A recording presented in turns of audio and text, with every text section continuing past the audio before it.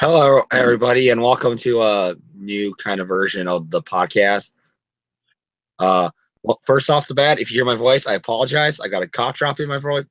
I lost my voice. I'm sick today. I got a sore throat. Bear with me. So I apologize to the whole fact that my voice sounds like, I smoked a fuck ton of cigarettes for somebody who never smoked in his life. But there you go. Yeah, and other little housekeeping, and we should probably get out of the way.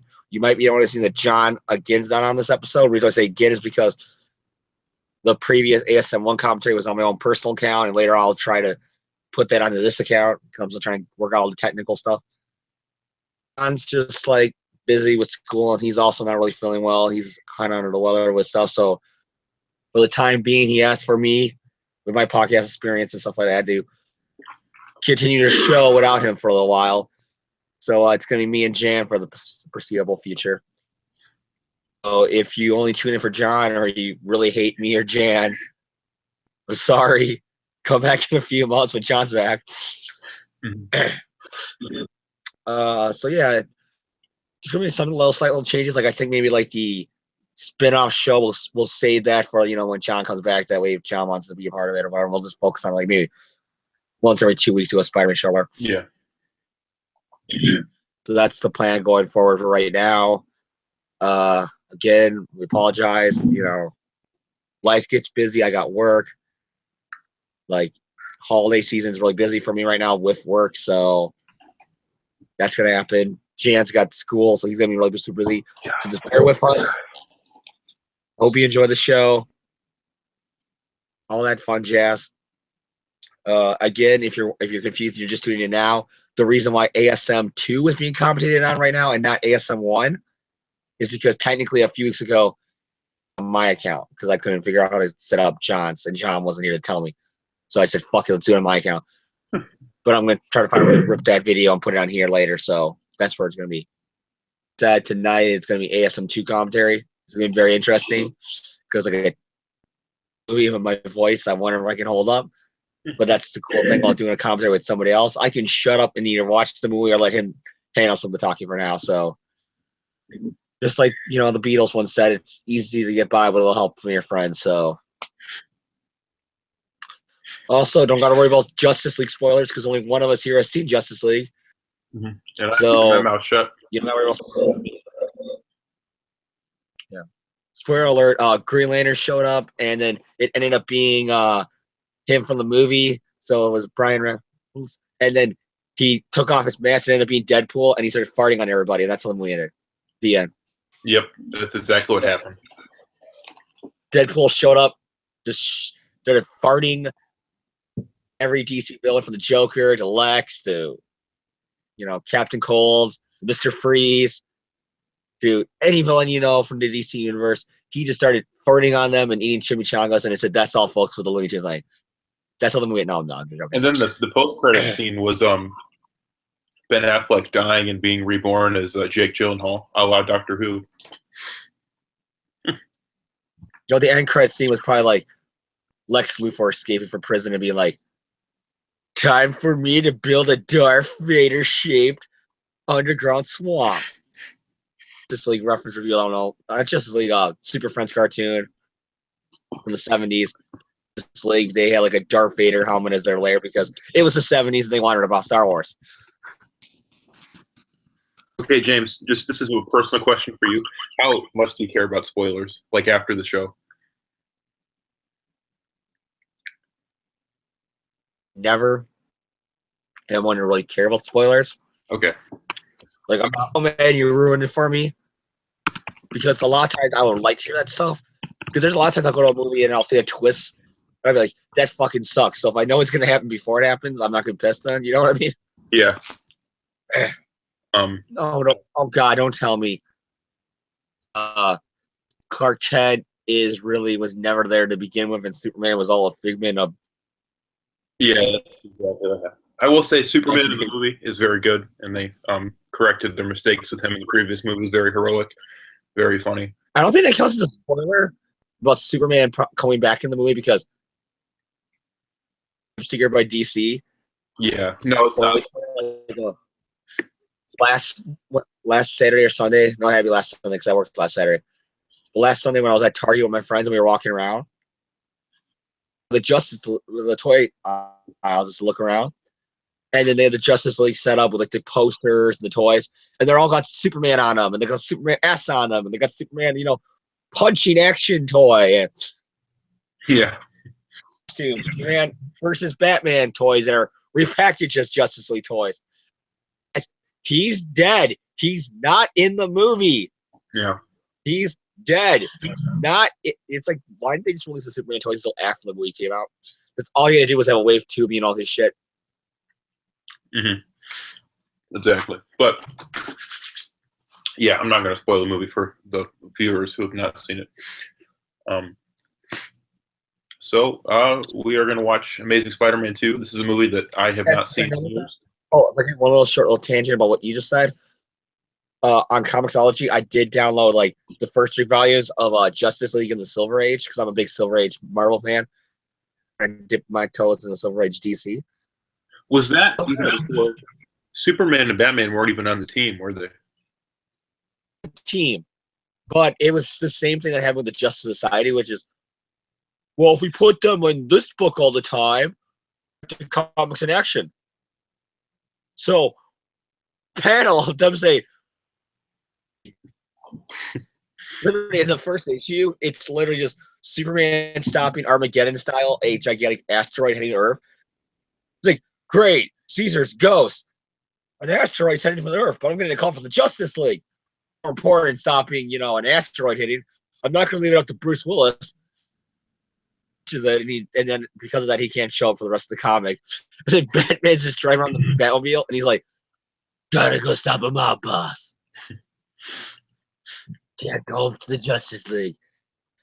But you're to mob boss. And Robin's got homework. Happened, but Robin's not even in the book. So just imagine that's him right now. The 50s, 60s, Silver Age, Batman, even he still has the gruff voice, even though, it's like him with the robot and all that stuff. You still like him in the gravelly, like, Robin, should I wear the red bat suit or the green bat suit? You're getting really weird back now. But the aliens are invading Gotham. That's what I mean. You're getting weird. Yeah.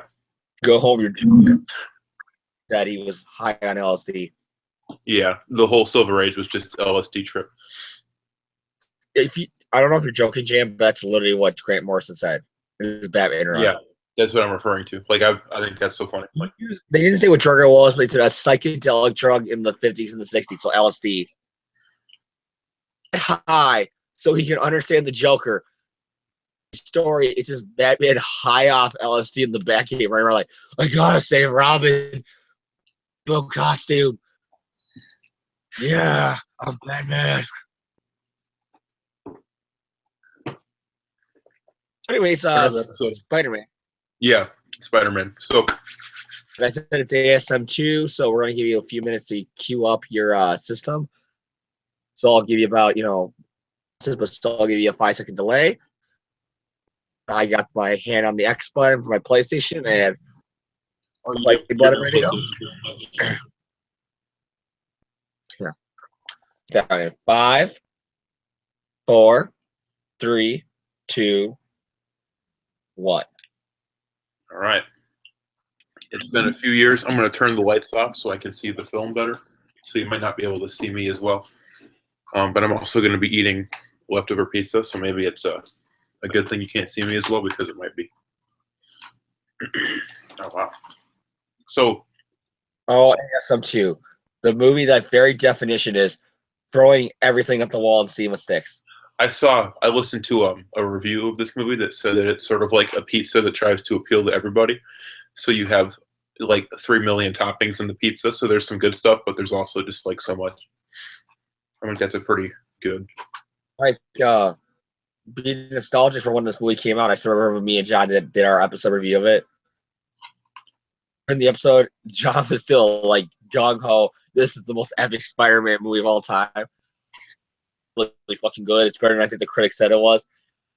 Completely roasted it the whole time.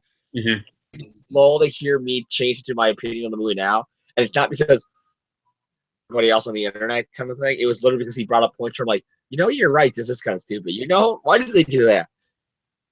That is stupid. You know what I mean? Yeah, I think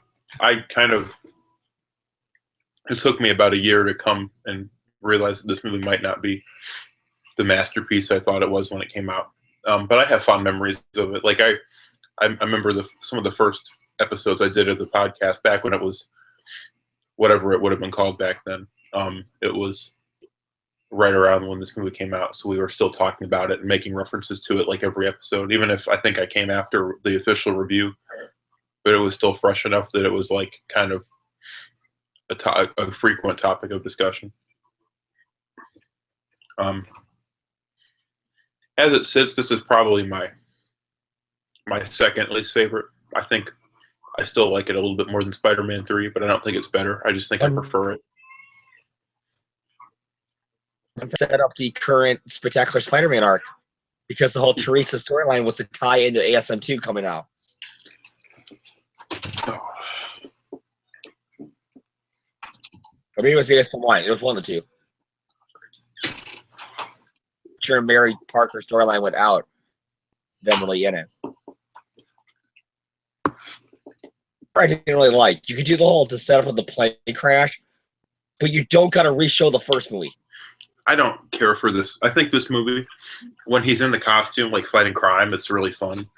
And I think that on the plane, that's all you need. Yeah.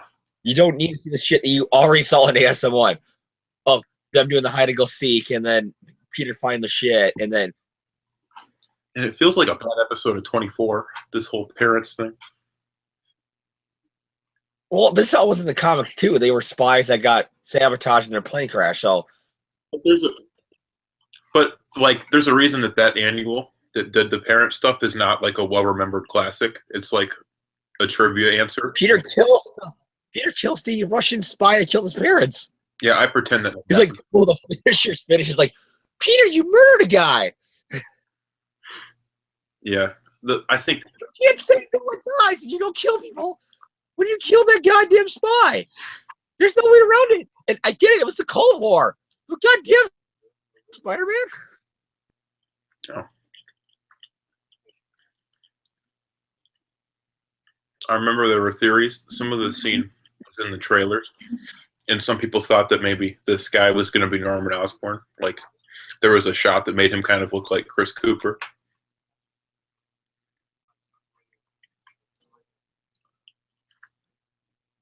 No, he's one of the worst assassins I've ever seen in my life. Mm-hmm. Why would you wash your hands with the blood from where you killed the pilot right in front of the guy? Yeah, I know. And why do you, wait to kill him? Because that's classic movie 101.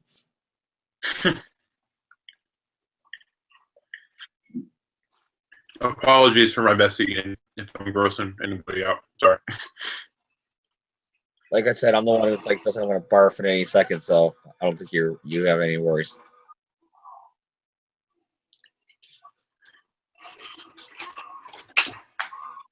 Yeah, this stuff is just really boring. It's not even well shot. It's a really crappy Bourne discount.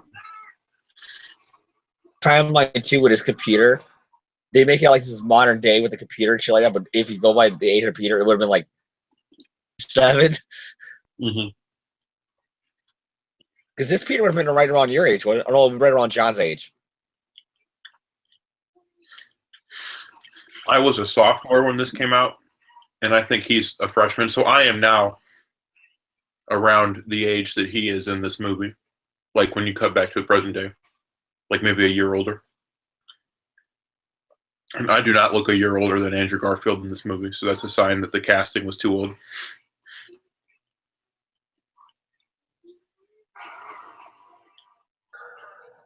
Oh, there's the jump scare because every movie has had the fucking jump scare. Mm-hmm.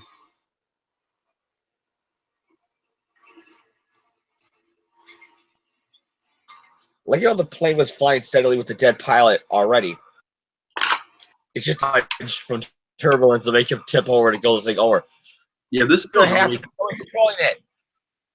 I think what happened is they made the first one, and the whole parent subplot was just like an obligation to like make it different from what Raimi did, and then they know that wasn't well received and no one cared. So making this movie, you can tell no one actually want. They just are wrapping it up because they just want to get to like having Spider-Man movies they don't actually care about. That clearly wasn't it because the deleted scene ending with the dad. Yeah, the deleted ending. That's screening, like you know what I mean? That ending, and the testimony was like, Mm-hmm. do it again. The one with the dad is really bad because that one he showed earlier. Yeah. No, this movie just doesn't make any sense. That here survive this.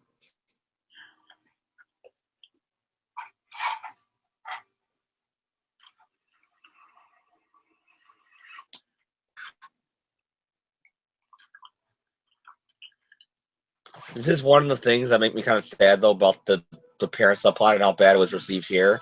Because how cool would it be if Agent of S.H.I.E.L.D. if they had lied about Richard and Mary Parker now that Peter's in the MCU? That would have been cool. System, and then you just see their name like pop up for a second, like to see its plane crash, something like that. Mm-hmm. Now, this is the best web slinging in any Spider-Man movie. There wasn't really too much of it in Homecoming, so that's not a hard debate.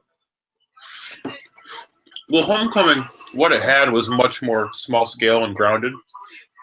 Because the idea is that version has only been Spider-Man for a few months. Where here, he's kind of been Spider-Man for about a year.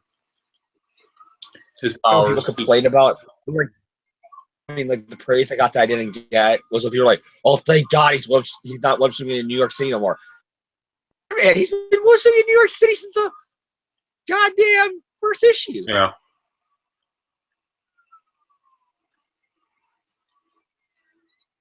Paul Giamatti just like playing a live action cartoon as Rhino. Or I guess he's not Rhino yet, but you know what I mean. This movie that I do not agree with because so many people like during the Raimi movies are like, "It'll be cool if the B-list villains were used like as the first scene setup villain to get them just to show them on the big screen. They don't have to have their own movie. They can be just like a one scene, one and done. Like Spider-Man takes them down. That and people bitch about it. You want it? Yeah, I don't get the complaining about Rhino. He's not I think he's fine in this movie. He's what he needs to be. I don't think Rhino could have had his own movie because it's literally just he runs into shit and then he gets hurt and Spider-Man beats him somehow. No. I think this movie. That's the scene where it just proves right there that Garfield got Spider-Man. Yeah. With the hey, I'm Spider-Man. Call me Webhead. Call me amazing. Call me sensational. Call me spectacular. But don't ever call me late for dinner. Now, I've seen the complaint that in this scene he's a little bit. Look, it's oh yeah. Or they didn't even hide the fact that they were ripping off Batman Forever. The Schumacher Batman movie, that is like scraping the bottom of the barrel. I'm sorry. Yeah. Batman Forever. I like it too. It's not a good movie, but it's fun. I think it's actually a pretty good movie. I think it's underrated as a Batman movie. Like I would say it's like my number 3 favorite Batman movie. Oh, that high? It goes Batman 89. No, it goes Batman 89, Forever, Batman Begins, Returns, Dark Knight Rises, and then Batman Robin. Now, do you think Batman Forever is a better movie than Batman Begins, or you just like it more? I think it's just more. I like it more because nostalgia. I was like 5 when I came out, so I still remember like Marvel. I mean, not Marvel. The McDonald's collector cups and that was really piece of shit. Like it was a big piece of shit. The soundtrack with Christopher Rose and all that stuff. Mm-hmm. Very much the height when I was 5 years old when I was a kid, so I'm just very nostalgic. I'm that way with Batman Begins. Like my Batman. Like I loved it how like Batman Forever. I always loved the like the marketing because like everything from like their McDonald's ad to their soundtrack to the commercials on TV was always like, "There's only one forever." Yeah. So like it's like the toys will be like, "There's only one toy that is forever." Batman Forever. There's only one soundtrack that is forever. Batman Forever. Like I still remember that commercial break in '95. You know what I mean? Mm-hmm. Now, I think this whole sequence is awesome, and it feels like a Spider-Man cartoon scene, like brought like be it Spectacular or 90s or even like the new cartoon that's on right now. Like it feels like a Spider-Man. I don't always see the '90s show doing this. The '90s show trying to take itself a little more serious, but definitely Spec.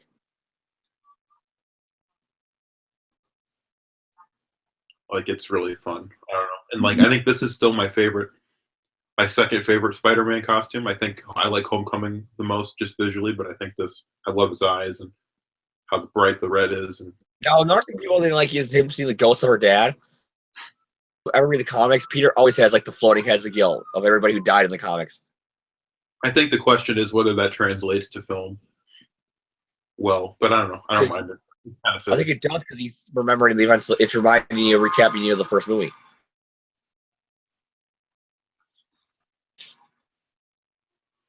This speech about death is really like on the nose and obnoxious. I think it's like, hey, she's gonna die. Yeah, valedictorian.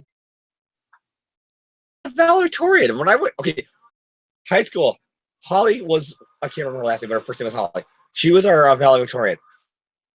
I don't remember her speech at all because I just tuned her out and was like, come on, I want to go walk across the stage because it's already, come on, show up. But the one thing I do know is she probably didn't talk about, we're all going to die. Yeah, mine was a guy named Ben, and he was one of my friends, and he just like cracked jokes and made like a rhyme the whole time. It was really funny. This shot right here, the slow-mo like spider sense. Stereotypical, like boring, kind of like I don't remember word from word, but I do know it's like what you think of. You know, vouchers are like, we're about to go to college, and it's the beginning of the next step for our life, at the ending of our childhood, and now we're adults, and we made it. You know what I mean? Like that. Yeah. That same thing you hear on TV shows when they have to write a valedictorian speech. You know what I mean? Well, our valedictorian speech we had like two. We had a girl and a guy, and it was like the girl was more like what you described. The baseball team was playing, so he wasn't there. Mm-hmm. And that was the great thing about the graduation too, because my team was in the state championship, the state day's graduation, so the players weren't there. The diplomas the day before. So, like right off the bat, this movie's like soft rebooting, right? Like the tone is completely different than the previous one. It's way more like colorful and goofy, and it almost doesn't feel like the same. Totally trying to be Spider-Man now. It was trying too much to be like Batman, like grimdark superhero. This one is them totally just like, no, he's Spider-Man. We fucked up. And I think the last movie kind of, through his character arc, he kind of ends up being like classic Spider-Man, but like visually it still looked like a dark kind of Batman movie. Where here it's like weird, like, okay. Feels like it fits in with the Raimi movies at times. Because you got the bright, sunny New York. This movie feels like around the street. I think this movie is like visually almost indistinguishable. I do love Stan's line there, though. I got to admit, I do love Stan line where he goes, I think I know that guy when he takes off the mask when he's running there. Now, this is not Peter Parker. Peter Parker would be late and would miss this. This makes him too cool to be Peter Parker. No, if it was anything like the comics, Peter Parker would have get there, only walk across the stage, only be told by the principal that he's missing a credit.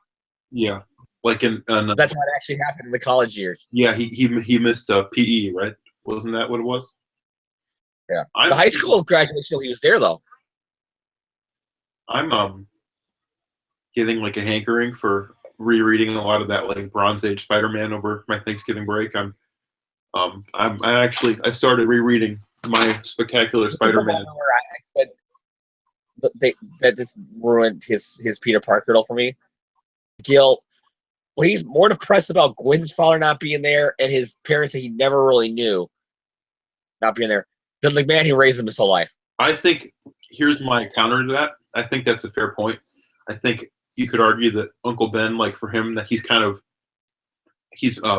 made peace with that. Like he's Spider-Man, he's honoring Uncle Ben, but he still doesn't know what happened to his parents. And Captain Stacy, he's actively kind of doing what he said not to. So like Uncle Ben, like that's fine because he's following Uncle Ben's advice, but like those other two characters, like he's not as at peace with his parents and Captain Stacy. Maybe that's my way of explaining it. I don't know. So I just never got, that's just something that bugs me with Peter, because Peter would be thinking about Uncle Ben right then and there. Yeah. No, On Homecoming, he's not mentioned once. Here, it's like he is getting mentioned. It's like, remember your Uncle Ben? He's like, yeah.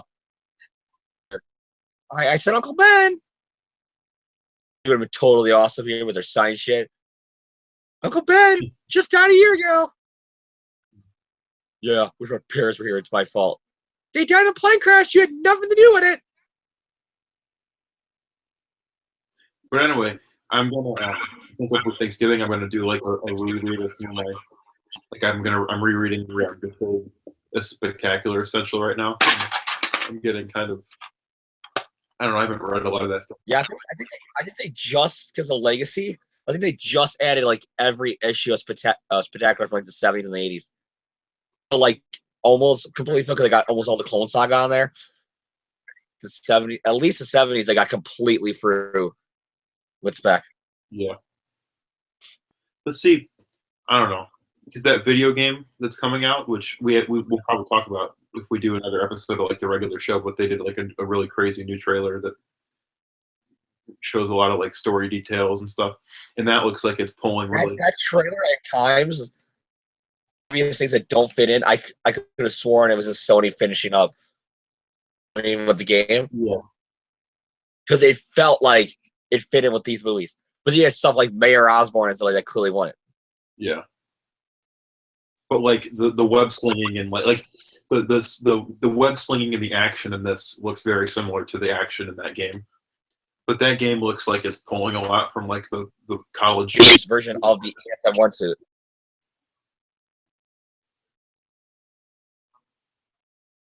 That costume for that game is really weird. Like it's sort of like if you took the amazing.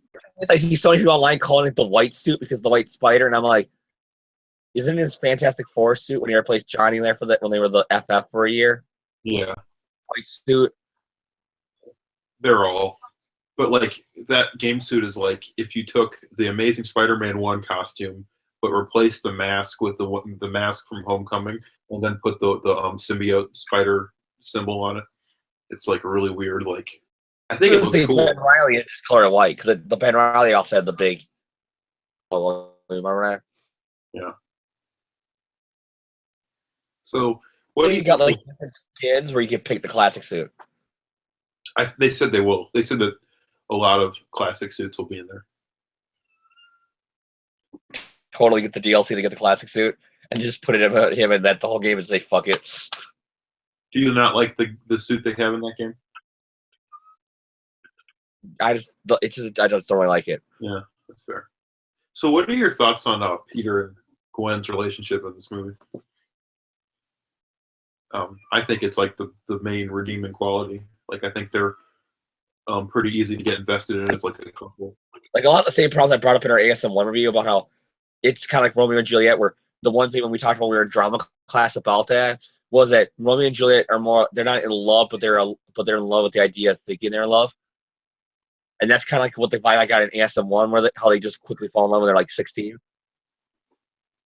And this movie kind of continues that with the whole classic Spider-Man thing of breaking up with the girlfriend because he feels guilty for everything bad in her life being his fault and stuff. That's classic Spider-Man. But when he gets to the point of like, they're both kind of stalking each other and they're still trying to hang out as friends, but they're totally hinting that they still want to get in each other's pants. You know what I mean? It's stuff I never was like, this is like a little bit too much. Like, I get you go for a breakup, but still, when I went for a breakup, I didn't climb on rooftops creepily at her and stare at her all day. Yeah. Now, I like this idea that this sequence that we're about to see is awesome. I love this. Once again, this is the best Spider-Man has ever looked. This scene of him helping this little kid is awesome. I don't know. I think the Spider-Man stuff in this movie, for the most part, really. What the sad thing is, if this movie was done today, you know what that kid would be? Miles. You're right. You know that, right? Mm-hmm. That kid would be Miles now. You are completely right. I'm surprised he wasn't. I'm kind of getting sick of Miles being like shoved into everything. Everything. He's not Robin. I'm getting Miles fatigue because like every Spider-Man thing has to throw Miles in it now. Even Homecoming. See, Homecoming in the game, it's like 0.00%. One, he's in there, but still. The Homecoming in the game don't bother me, but what pushed it over the edge for me was the new cartoon show. Where you said wasn't just like his origin story, and then it's like they had nothing else for him other than just him being there. Yeah, like literally, he got his powers and then helped Spider-Man fight Kraven in one episode, and then there's been like five episodes where he's not in there or like mentioned at all. It's like it's really weird. Like you could, which I'm fine with because the episodes after have been pretty enjoyable. But like, why would you give him powers if you weren't going to do anything with them? And once again, we see like hints at the Bugle. Like the idea is this universe is kind of shifting into like. The sad thing is, though, the guy at the clerk right there. I think about the fact that in Law and Order he played a mentally handicapped child molester. When I see him, I see Spider because it's also takes place in New York. I always like to say that's the same guy, and Spider-Man doesn't know he inadvertently helped the. This is like a much more over the top version of that montage. Yeah, like this. Like he's clearly from a better setup for that scene would have been him web swinging and patrolling the city, and he notices her. That clearly is him stalking her. There's a big difference between that. You know what I mean? Yeah. Oh, he's a straight up stalker in this movie. There's no way around it. This is classic Spider-Man too. Yeah. Particularly on a few of the panels in like the Ditko era. Or even like the Ultimate era. That scene where they homaged in even Spider-Man 1. Yeah. I do love the line here though. We don't have a chimney. What? Yeah. I know. I think Peter. And we do that in Homecoming too with Ned. That scene where he tries to sneak in. Like this is a classic Spider-Man staple. You have any exciting like geeky kind of plans for Thanksgiving? You know, your day off. Aside from, I guess you probably don't get like much of a break. You probably just have like the day off, right? 2 days. 5 11-hour shifts that kind of like is eating into it.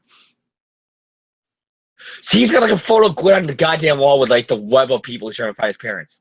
Mm-hmm.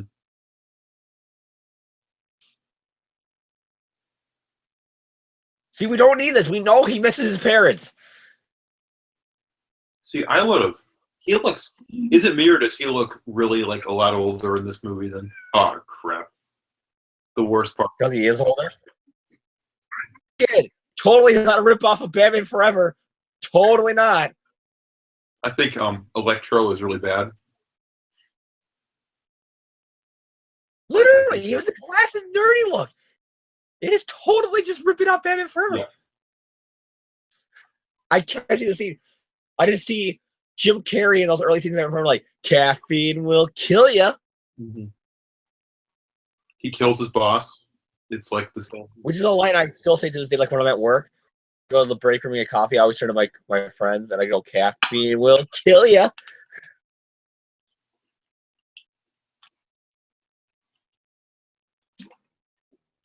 I do like the homage to the comic suit on the cake, though.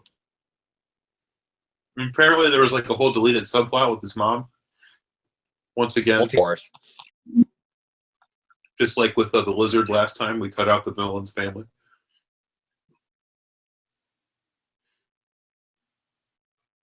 Maxwell Dillon didn't have a family in the comics. No, but I mean, like, they filmed scenes with the villain having a family that would have given them more dimension, and we cut that out. I'm not talking about, like, in relation to the comics. I'm like, as, like, a movie. Because I just recently listened to a YouTube show I like to watch called Back Issues, and they review Marvel Knights. And I love how they brought the same thing John brought up with Electro. Yeah. This line about him shifting supervillain to like change his as Spider-Man. So you watch Back Issues too? That's cool. Yeah.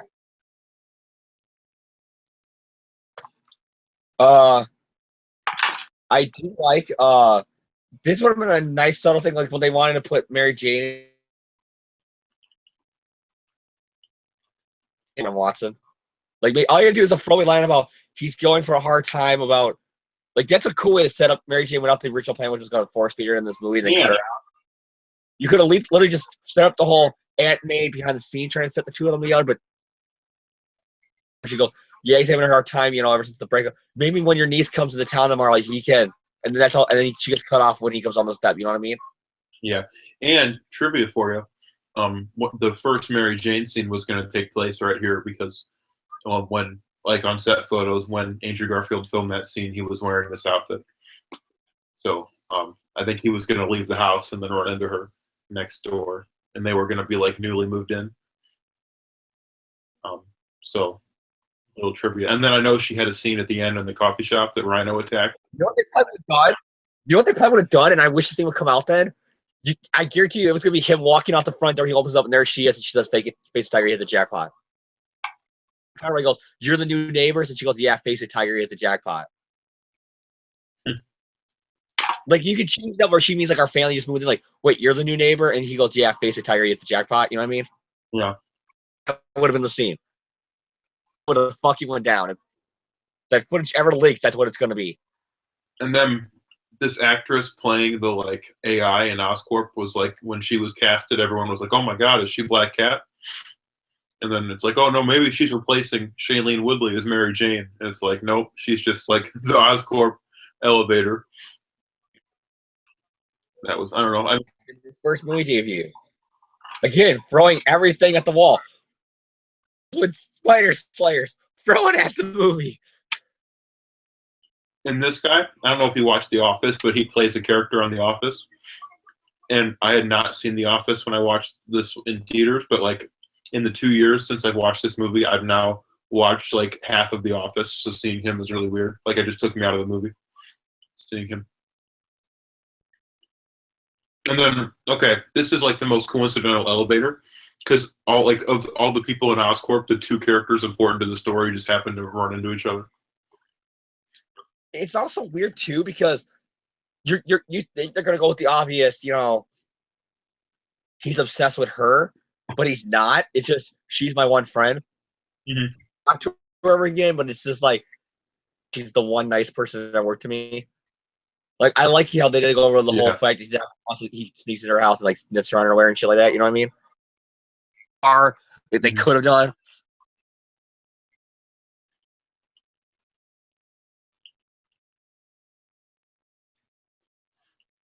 I wonder. Yeah, and then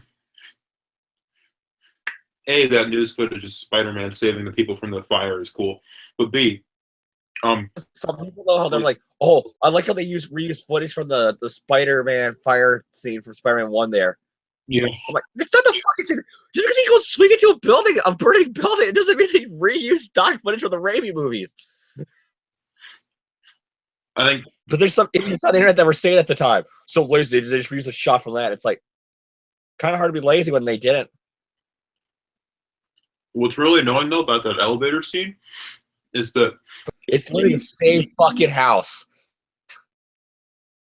But what's annoying about that elevator scene is that A, it's like really contrived that they just happen to meet, but it looks even worse when you see how huge the facility is behind them as they're going up. You see like all the people in their like different levels, and I'm like, wow, this is really silly that like the two people who know Spider-Man just happen to run into each other in the elevator on the same day.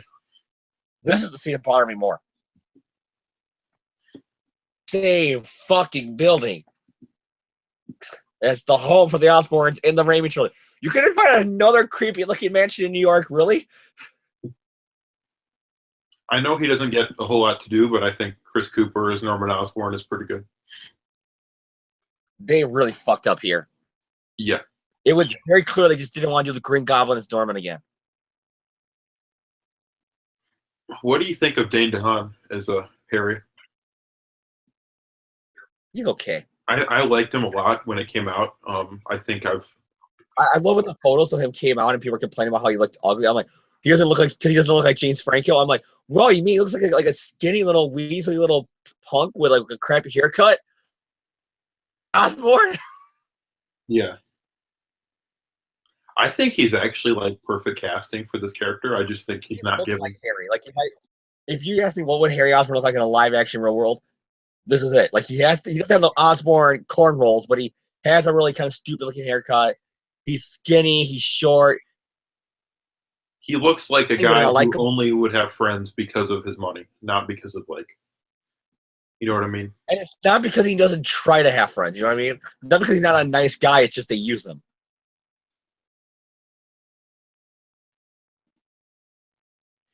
But this is kind of weird. They set up the friendship here, and it's like they don't let storyline develop. Like all you gotta do is say have him be a friend of Peterman in college. Yeah, you know what I mean. It was simple logic. Have him meet Harry at college, and spend more time with them because like. Instead, now they never mentioned for the first movie that he was friends with Harry Osborn, and now it's just like, oh yeah, we were BFFs since we were children. Yeah. When you never mentioned it in the first movie. And the problem is, like, you don't. When the tragedy of Harry as the villain is that, like, he's the best friend who turns evil, and that's not in this movie because, like, you don't really have any emotional. He has to be the Green Goblin. And I will admit that when he meets Peter, like, those two characters have good chemistry, but it just does. It like feels forced. Like, here's like the token scene of them acting like friends because we don't have time in this movie because we decided to put like every Spider-Man character conceivable in this movie. This is like the definition of making. Like, remember, the marketing campaign for this movie was even throwing shit at the wall. Because like one day you'll have a reference to clones and Warren, and the next day you had one about Craven, and the next day you had this. Remember, like even guys that weren't in the movie, they were still like in the marketing campaign, like, go. Yeah. I did that to goblins. It's like almost like Ultimate, how it like turns you into a goblin. Mm-hmm. Like he has like the claw fingernails, he has the green scales. His eyes are kind of this purplish hue. It's like they're looking like goblins, and it's like that's the dumbest thing ever. Yeah, it's really stupid. And then I love how these two. It's like he goes, so as the twitching started, and it's like, what does Harry have Parkinson's? So does Peter even like? Does he even know? I have the Jonah one. You know, it says. Does he even? The one where he said maybe she could say Spider-Man is good, and it says wrong. But you read the second one below it. Crap, which is the line J.K. Simmons says in the first movie. Yeah, but my problem is like, okay, has Peter even like set foot in the Daily Bugle and met Jameson in person? Or no, we're just supposed to believe that they work together now. Yeah, that's weird. Like I don't like it. Like I don't know. Because they had to find a way to throw everything in at the movie. Still have it where it can fit in. So just say he now works for the Bugle. Mm-hmm. Another thing about the scene with Aunt May that I was going to mention earlier, but I got sidetracked. Where she again like subtly makes a jail of Peter not talking about Uncle Ben, but she plays it off his money. She's like, "Yeah, but Peter, you know I do miss Ben. Green." It's like it's over the head that she's trying to beat. More than your uncle. Yeah. Now, a big problem I have is that like Harry Osborn, his dad Norman Osborn had this disease and lived to be like a 60-year-old man before dying.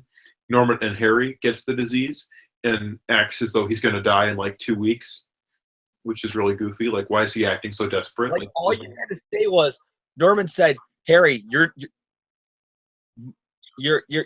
have but for some reason they regressed faster." Yeah. And that's why I used to think of you as a child, because the disease is going to kill you by the time you hit 25. I lived until being an old man, but this disease is going to kill you at 25. That's why you're weak, like classic Norman. You know what I mean? Yeah. Like you could use that to explain why Norman thinks Harry's weak. One line would have fixed it, but it's like it breaks the movie for me a little bit because I'm like, why is Harry so desperate that he's willing to like throw any like? Or another line, all you have to do is have later on Harry get told that the cure will only work at a certain age. Once you get a little bit older, like your father, it's incurable. Mm-hmm. Right now, as soon as possible. Yeah. There you go. No, it's silly. Do the electro. I get somebody getting struck by a bolt of lightning and somehow living against superpowers. I get that's dumb, but And it's less dumb. I know there's an issue of back when they did the Gauntlet, a couple like in 2008, about 10 years ago, they kind of revamped a lot of the classic villains, and they did a secret origin issue. This is so stupid that he's singing his birthday. It's like so cheesy. Like I don't know. It's hard to feel sorry for him. Is Electro get it? Yeah.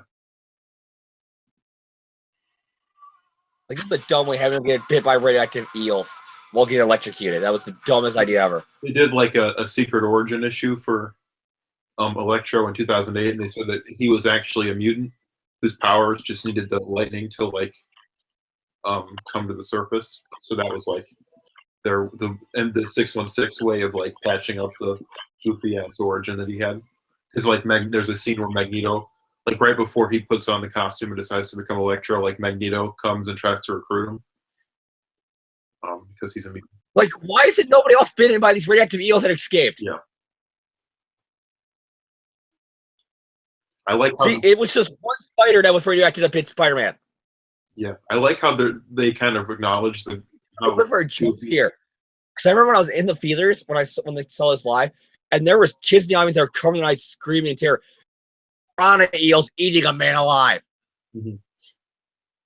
They even show close-up faces of them, like with jump scares, like where they're like at him, and with like these devil eyes. It's fucked up.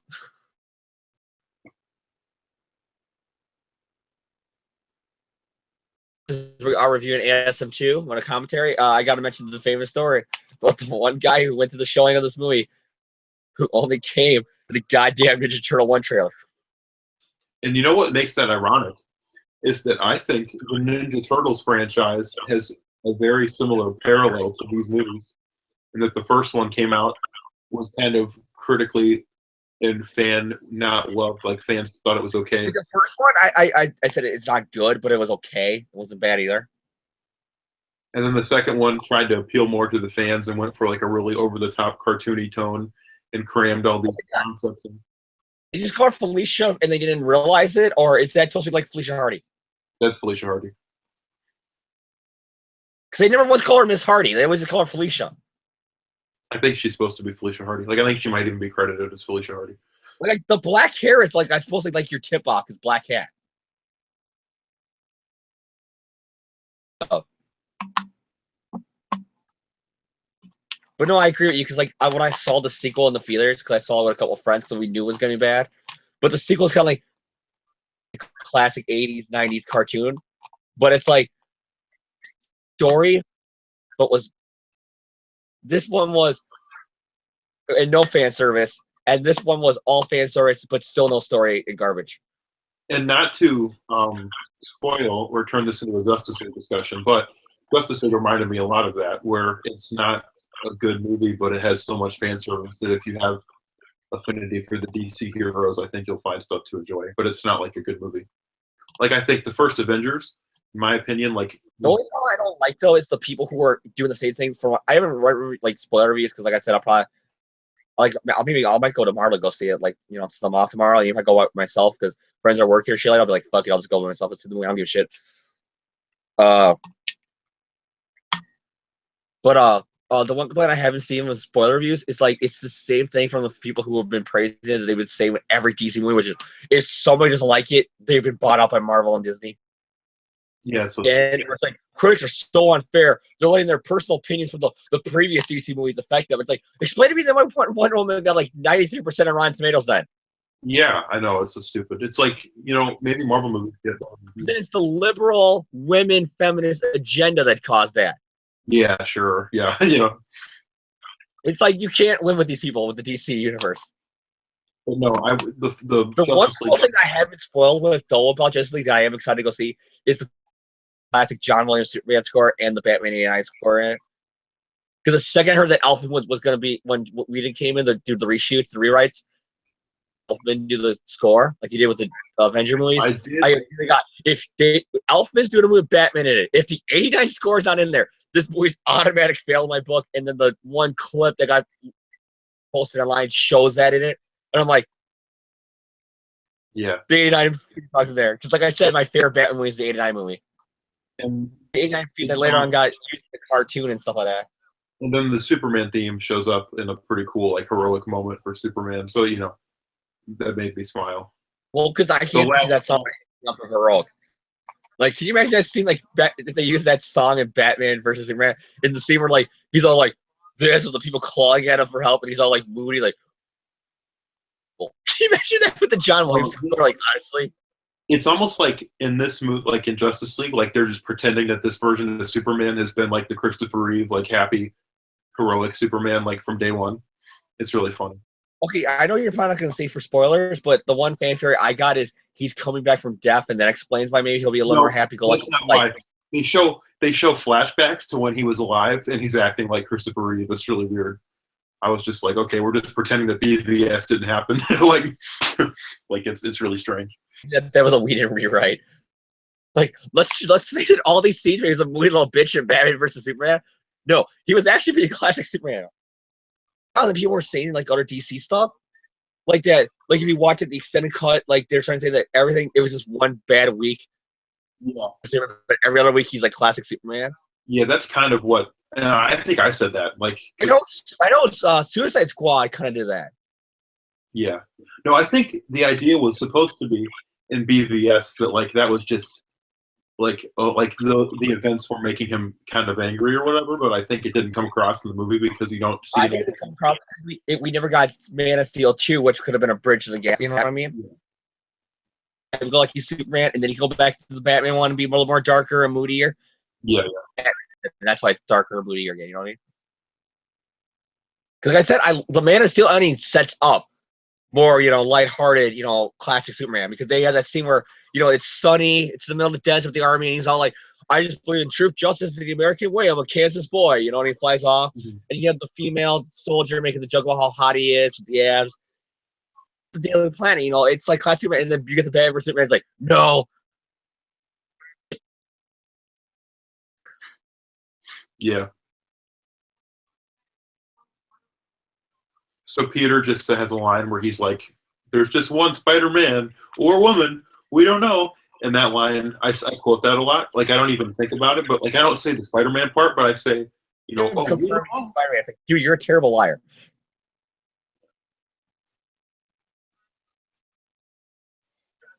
But it's, I don't know. I think the scene with Peter and Harry is really good. Oh, yeah, you're my childhood friend who I completely forgot about. What?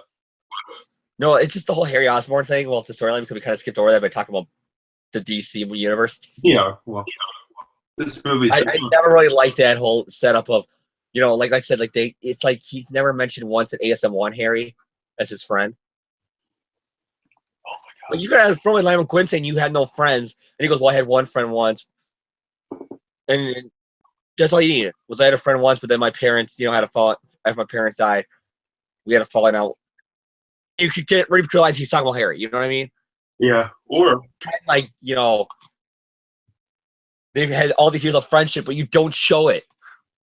Now this scene went on. There's a really weird. I gotta tell you, the deleted scenes for this movie make me wonder, like, what the hell anyone thought when they were making this movie. Because there's this like extended version of this scene. They thought we got our own universe here. Because there's this like there's an extended version of this scene where you see like the mortician like listening to weird like pop music and dancing while putting Electro's body like in. I don't know. It's like really weird. Like I don't know what the hell they thought when they were making this movie. No, I could think it was like electro techno. It's like a really weird like campy. Like this movie has so many weird like tonal issues. Like it's like a episode of the Batman cartoon from the '60s sometimes, and then sometimes it's kind of taking it. Well, like right there when he's coming alive, it's like how many superhero movies have had that cliche of the villain is thought to be dead in the beginning when he gets his power, in the hospital and escapes. Mm-hmm. Dr. Doom in the Fantastic Four movies twice. You did that with Doc Ock in Spider-Man 2. Kind of the Joker in Batman '89. You did that a lot of times with supervillains. Here, now we get more stalker Peter Parker. Yep. Explains everything she was doing. And she doesn't think creeper at all. I think Andrew Garfield. Homage to the spider sense as he's walking down the street like that, like Frogger, how he's able to dodge all the cars and stuff like that because of the spider sense. Yeah. Like they don't outright say it, but you know that's what's going on. The spider sense here is like visually done more like Raimi, isn't it? In like the last one, it was just kind of their like, noise. Like I said, all that in Civil War, Peter's saying that he has the senses that warn about danger always go off. Besides that one-off line, you never really even see the spider sense. No. Apparently, we will. Like the AI is warning him more of incoming danger than his spider senses in that movie. Yeah. See, I don't know. That's a good. Apparently, we'll get it in Infinity War. So. Oh, that's gonna be awesome because all you need is Thanos with the Infinity Gun like blasting at him. Yeah. Like I think the Russos either said that or someone saw like footage that, but apparently they visually show that power in Infinity War. It'd be cool if they showed like the classic comic book like lightning bolt squiggly lines. You know what I mean? Yeah, I think in the new cartoon they did a really cool spider sense. Like I think the new cartoon is, you know, it's good. It's not great, but like one thing they did really cool is like the way they show the spider sense, and then the video game showed spider sense in the new trailer, and the way it looks in the video game is like a 3D version of like the cartoon, and it kind of looks like the squiggly lines coming out. The 90s show had a good one too because the 90s show had this whole kind of thing where like it would like flash on the screen with like the colors on the backgrounds changing. Yeah, like done like a jump scare. But I like that because they almost wanted you to get this like the spider sense working around you too. Like you see the jump scare and you're kind of like, whoa. Oh. Where it's kind of like how probably it would be for Spider-Man. Like, whoa. Mm-hmm. You know what I mean? Yeah, I mean, I love Homecoming, but I was disappointed that we didn't get, like, I think as a Spider-Man fan, like seeing different filmmakers. That's like one thing about Homecoming is playing it safe because everything about them was let's not try to be like the Raimi and Mark Webb series. Yeah, which if they needed to do that to get it to be successful, then whatever. Maybe the sequel will be a little bit more. But I like I said, really hurt though for like reference Uncle Ben or yeah, no, Make You Marry Me, Not Michelle, like or like. Will that stuff really hurt a Spider-Man movie? No, it's a fair complaint. It's like tic-tac-toe. It's like you're pinpointing random things and saying that's wrong. Like if you want to say like we're not going to mention the parents at all in the movie because that was kind of like not well received in the last Spider-Man movies by Sony. Or we're going to avoid, or if you're saying we're going to avoid doing like Norman Osborn and stuff like that immediately. Even that one, I'm kind of like I don't agree with because a Superman movie ignored Lex Luthor. Well, like even Man of Steel. Man of Steel didn't have Lex as the villain. He wasn't there at all. But you still had the satellite, that said Luthor Corp on it. Yeah. Just something that says he's there. You know what I mean? That's all I need is like, like maybe in 2 he makes a line reference about how he got bit by the radioactive spider at Oscorp. You know what I mean? Mm-hmm. Yeah, I do wonder what Tom Holland's origin is, like what the origin of the spider was in that universe. I'm sure we'll figure it out eventually. Like I feel like we'll probably explore the origin more in like the second one. I know that they have done this before, Marvel, with comic book shit. I wouldn't be surprised if they do like a one-off comic to report Homecoming 2. Mm-hmm. And they have it being in a comic. You know what I mean? I feel like one way or another they will explain it. But I think Homecoming is good. So all you have to do is like you could still do, like I said, you don't got to do a full movie, but you can literally just have him like explain it to somebody. Yeah. Like they kind of did that in Homecoming when he was just telling Ned he got bit by a spider. But that's as far as it went. It was like it's him and Ned walking down the street, and then Ned goes, "It's a spider still around, so I can get bit by it too." He goes, "The spider's dead, Ned." Yeah. Like it would be nice meeting to Aunt May, like when you sit her down, it's like you could do it that way. Where he goes, "You remember when my class took the field trip to Oscorp? Well, I was taking photos with my phone, for the debate team or whatever it was. Field trip because science." And he goes, "I was too busy taking photos with my phone. I didn't notice that one of the radioactive spiders that went missing and it bit me and it died right after biting me." And then I started showing off on YouTube. And then when that happened, I let at the deli, because you could remember that deli with the hot let him maybe in the hot one, you know what I mean? And it gets burned up by the burglars. Yeah. You could even say that that's the deli where the guy ran out of, like, an Ultimate. Yeah. He was showing up on YouTube, and the guy went to our house and shot Uncle Ben, like, the next night.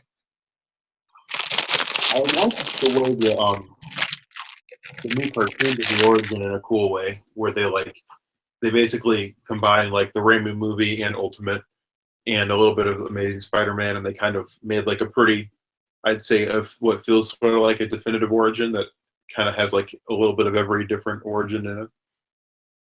So this scene that we're coming up on is really good, I think. I like Electro's like Wasn't it like didn't they ABC debuted this clip or the trailer with the scene in it? Well, this whole movie was basically shown during the actual like New Year celebration that year. The whole movie was basically shown before the actual movie came out. They okay, Katie, what are you doing? Get off me. Now, somebody said if you look in the background, you can see a Spider-Man turn off the dark like billboard because it's in the middle of Times Square. Now, I never spotted it, so I don't know if it's true or not. But have you ever seen it? I have not seen that. Because even in universe, you can see it makes sense because Spider-Man's been around for a while. Yeah. I believe that somebody did make a Broadway play about him. I like that he has background billboards. One of them's for Turn Off the Dark. Disney is in the movie. I always love that with the Disney like ASM2 and ASM1 People Forget. There were backstage talks with both companies even then about shared universe. Yeah. I think the first one was made with ASM1 was obvious. Wasn't there a plan to put like Stark Tower in ASM1 or It was Oscorp Tower in Avengers. Like I think the first ASM was basically wasn't like the final design wasn't decided. He has to decide fuck it. Yeah. Now this whole thing, I think what they're doing is interesting, but like they're about as subtle with this character motivation as like Jim Carrey and Batman Forever. Like the idea that he wants attention. I don't get it. It's weird. It's like going nuts. So they're kind of like the mutants in X-Men. They're just attacking him for being different, and he did nothing wrong technically. Yeah.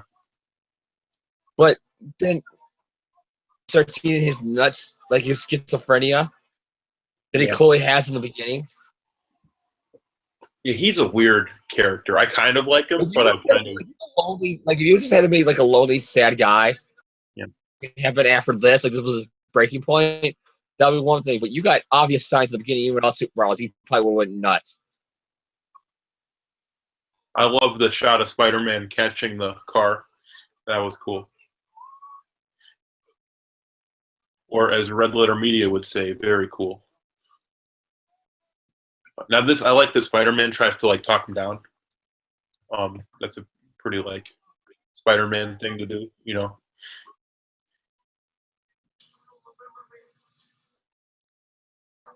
And then I like that. I don't know. I think this is really well constructed. The TV screen. He saw on the goddamn TV screen. He looks like a blue glowing emperor from Star Wars. Peter Parker going to remember you. He goes, "You don't remember me? No, I want to kill you." It's like, how the fuck is he going to remember you? You don't even look the same. Yeah, Electro is like just a weirdly handled character in this movie. I think he's probably one of my least favorite Spider-Man villains in live action. I'm not a huge fan of the way I think Jamie Foxx tried to give Parker in this. How Peter not remembering his name exactly is what sets him off, triggering when he says, "Oh yeah, you're my eyes and ears. You're Matt, right?" And that's what kind of sets him off against Spider-Man. Well, actually, what sets him off is getting shot, isn't it?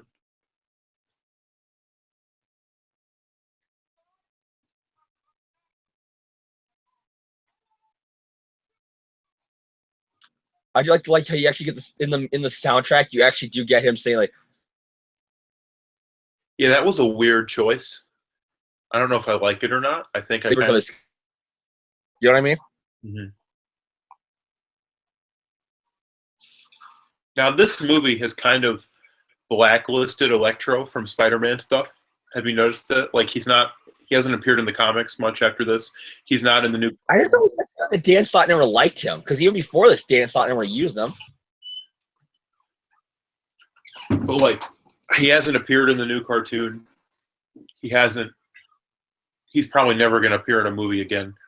Like, I feel like he kind of like Mr. Freeze from Batman and Robin. Like, they've kind of screwed the pooch on him, and we're probably not going to get to see Electro. Which he's not a character that I. Mr. Freeze is like other Batman stuff. Yeah, but like it took a while. It seemed like he was in the animated series because they already had him. But like, Free pass because the animated series because of enough goodwill from that you can ignore a shitty movie. we're here. Electro isn't a character that anyone loved before this. Like, he's another Spider-Man villain. He's kind of interchangeable with a lot of them. There's the only like really great Electro story I can think of is the one from the Gauntlet. I won't even count that because that storyline is completely like dumb. Because it's just clearly them ripping off, like news headlines, like stuff. So we're gonna make Electro that now. He totally was never that to begin with. Now I do like. Didn't J.M. DeMatteis do a story with Electro, like in the Spider-Man, unhyphened or whatever? Maybe I'm tired. I can't remember. Guys, so I can't remember. Like, wasn't there like Light the Night or something like that? I can't remember. I don't know. Electro is not a character that has a ton of classic stories. He's not like Kraven or Doc Ock or Green Goblin. He's kind of like he and the Shocker are kind of, or like Rhino. Like, he's kind of like a lesser, just like a thug with powers in a lot of stories. Now, I've heard this. I guess the only memorable things with me and Electro always in the comics, the only thing I always remember him for is the stuff from 2004, 2005, where they could, because like everybody for like he became that's when he became a joke character. Because you had Ultimate, he was a joke character.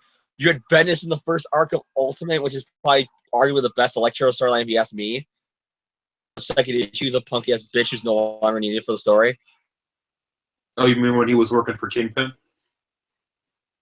No, I said New Avengers. Oh, yeah. I know what you're talking about. I got you. Sorry. You said Bendis, and I thought of Ultimate Spider-Man.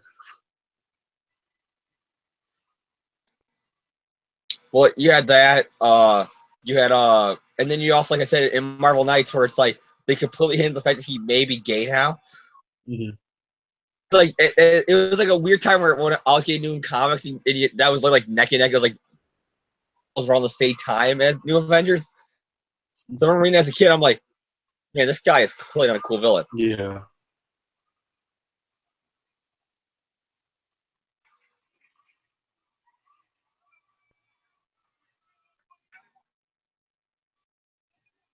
Now this is a very exciting action scene. Like, I think this movie has really good action. This might be my favorite of the Spider-Man movies as far as straight up action goes. Said about I don't want to say I love, but I do like Homecoming. There's no memorable fight. Like, if you ask me to name a fight, like I can't tell you like a actual memorable moments from the fight. And as I always do, since apparently I can remember the first fight with Norman from Spider-Man 1. I can remember the abandoned warehouse fight and the train fight from 2 and the bank fight 3. I can remember the fights from these movies. Last summer, I can remember that there were fights, but I can't tell you what happened during the fight. I will agree there aren't memorable fights, but I think there are memorable sequences, if that makes sense. I love the scene, I don't know. We'll talk. We need to do a Homecoming commentary because I think that'll be really interesting to talk about. But have you watched Homecoming on DVD yet? Yeah. Yeah. Well, whenever you watch, I mean, I like skim through it again, so I haven't, like I said, I really haven't been like, I've been so busy, I haven't really had time to. Amen. Dude, they did this version of Peter because they said that kind of stereotype of nerds doesn't exist no more. Yeah.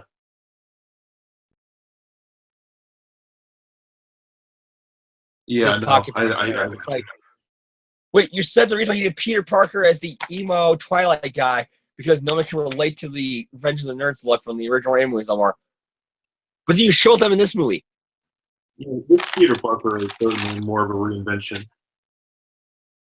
Like Homecoming, they just All right, even Ultimate, where I'm saying this is kind of more where they were trying to get their Peter from, or even Kosada, if you hear interviews about when Ultimate was coming out, like I said on the Spider-Man 1 DVD, like in the mythology thing, he goes, this Spider-Man's more, where it's not Revenge of the Nerds, this Spider-Man's more kind of moody.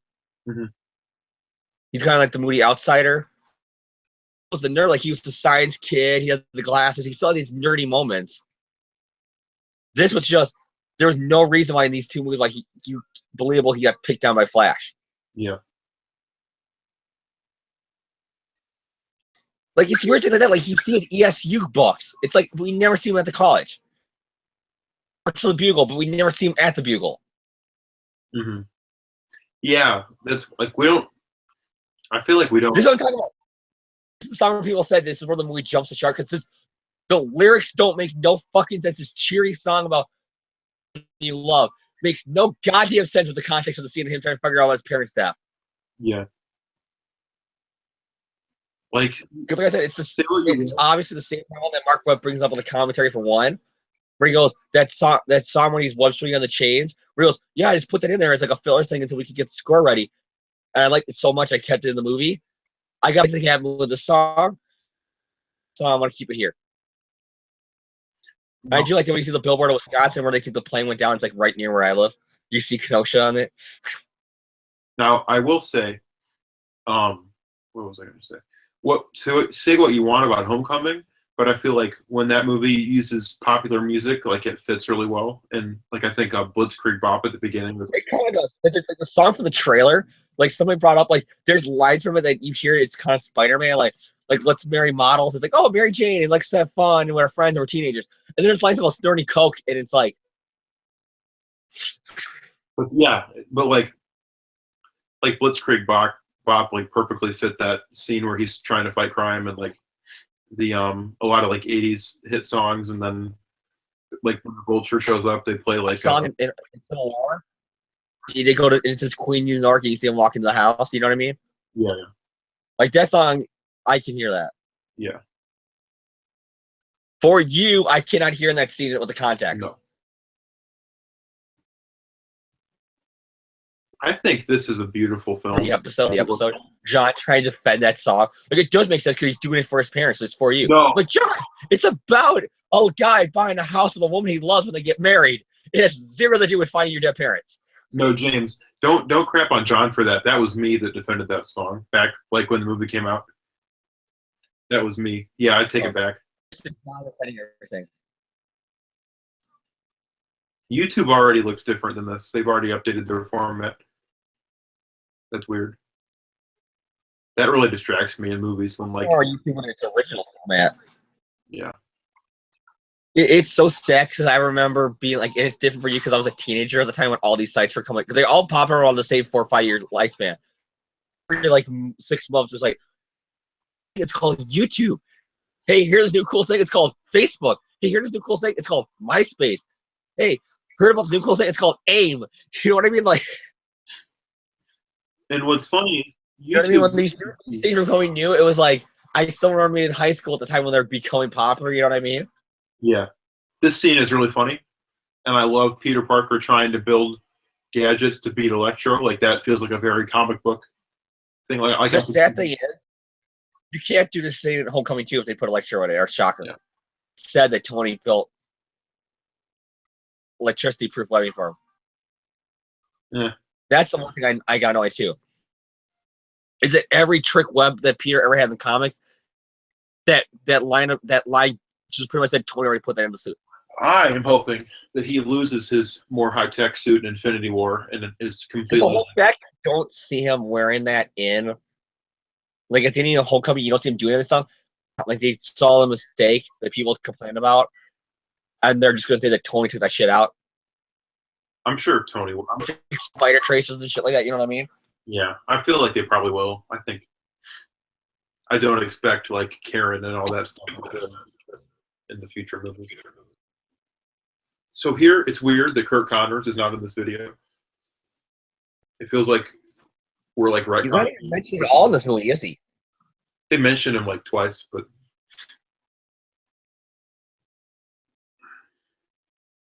Do you like how the scene is? How it is?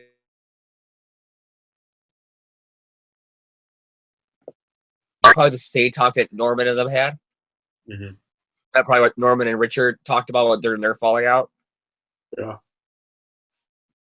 So it's kind of cool. Like I do like that whole the history repeating itself kind of thing. Mm-hmm. That Harry's becoming Norman and he doesn't see it. Mm-hmm. I like that Peter and Harry in this movie are basically just Lex Luthor and Clark Kent from Smallville. They're not though. Because you know what? The Smallville Harry and Clark is the Raimi film version right. of it. What am I talking about?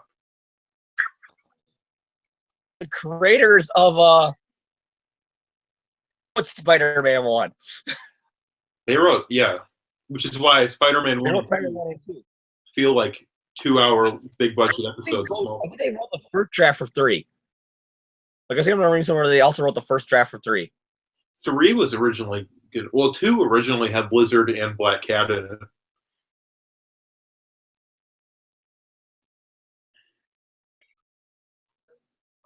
And then apparently they used the Black Cat stuff for the video game.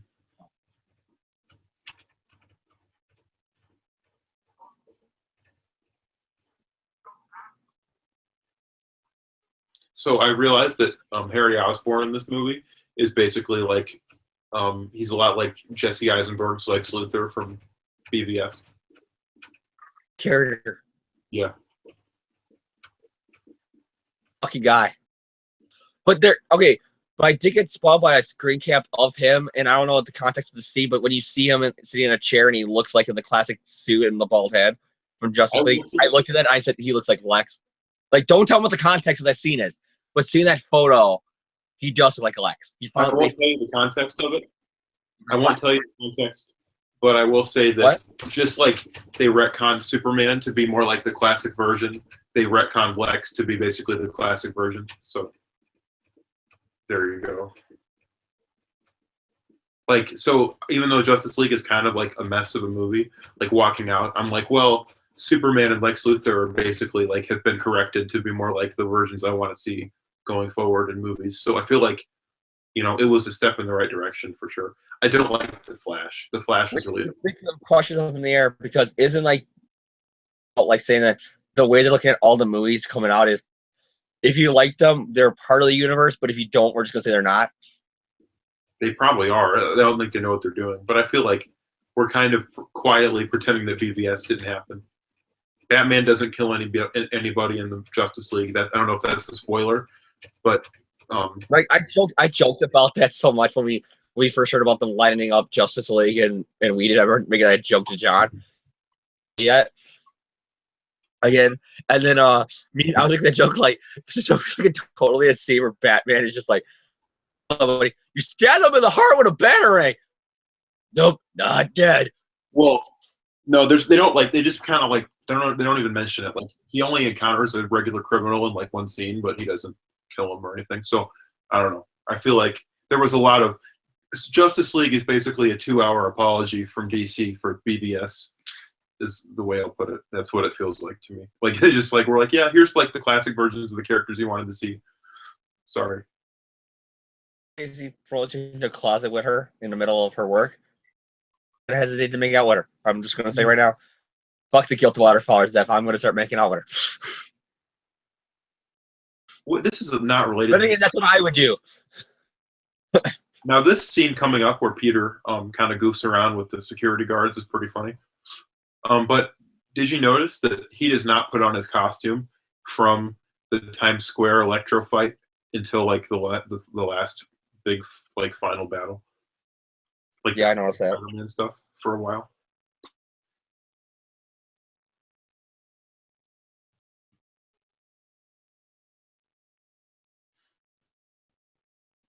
So this is a weird question that is connected to Spider-Man, but not at all to this movie.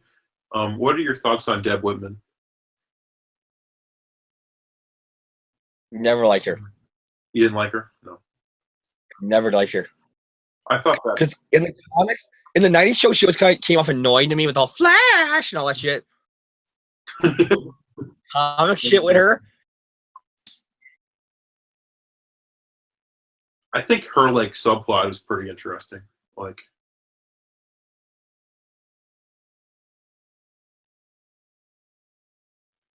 she kind of goes crazy or whatever.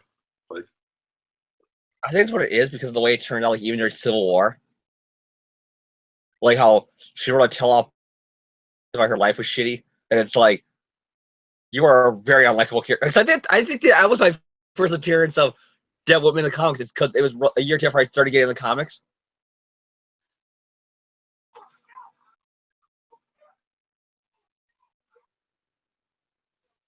I do like this because it's almost like classic Peter Parker trying to pretend to be the clumsy guy. You know what I mean? yeah.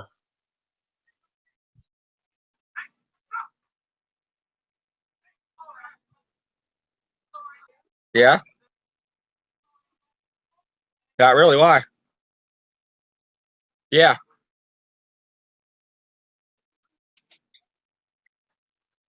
This one's a little bit less of a confusion because I got a feeling that Harry was watching the security cameras and he planned this. Yeah. This scene is really creepy. I'm taking it as he's using her to get to him, Mhm. girlfriend, to convince him to help me. I just realized, terrifying realization, that I have a less exaggerated version of Harry Osborn's haircut. But I kind of do like the wavy Justin thing. Bieber fade thing that was popular at the time. I don't do it. It's not nearly as noticeable. I just do it because like I think I look okay with that haircut. But I used to like not even like have a hairstyle. Like I would just kind of comb it, and it was like really. I have no room to talk because during Spider-Man 3, I had the emo fade where you're always like this in school. I'm not gonna make fun of people for having weird haircuts. You know what I mean? Yeah. Now this scene, the most like weird. We had to go like this every 5 seconds.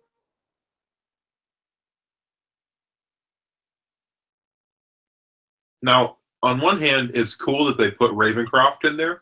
On the other hand, they completely butcher the entire point of Ravencroft, which is that it was like the anti-Arkham, where Arkham is this crazy, insane asylum where the criminals are treated like shit, and Ravencroft is like they're treated with compassion and humanity. And Dr. Kafka like actually cared about trying to reform them. And here they It's butcher just the way that. Kafka looks, acts in a German accent. Yeah. You know what I mean? Though it's like I see him and I'm imagining when I first saw this scene, I'm like, he's gonna say Dr. Otto Octavius, and he says Kafka. I'm like, no. Yeah.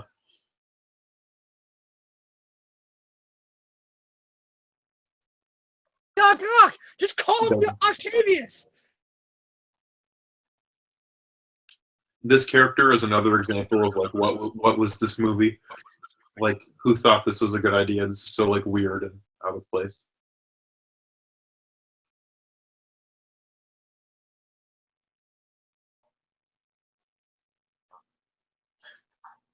This is a weird movie, man. I don't. This is just like the most tonally uneven. It's like just throw everything into the kitchen and make a stew and hope it's good.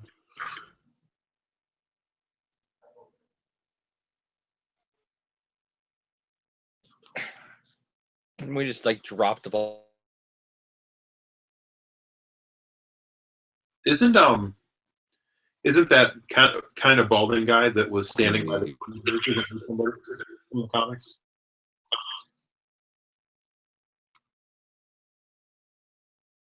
First movie, I felt like because of all this backstage PS we know about Sony and how they are as a company, and even Plasco and also the behind the scenes with this movie and Ghostbusters and other movies at the time with Sony, and even currently right now with like the Emoji movie, politics of that company. Yeah. It almost feels like what we hear from like those leaked emails, and interviews, and people who were insiders with the company and stuff like that, and insider report shows and stuff like that. But here from all those people, so like they were kind of jaded that Marvel didn't put Oscorp in Avengers. Like,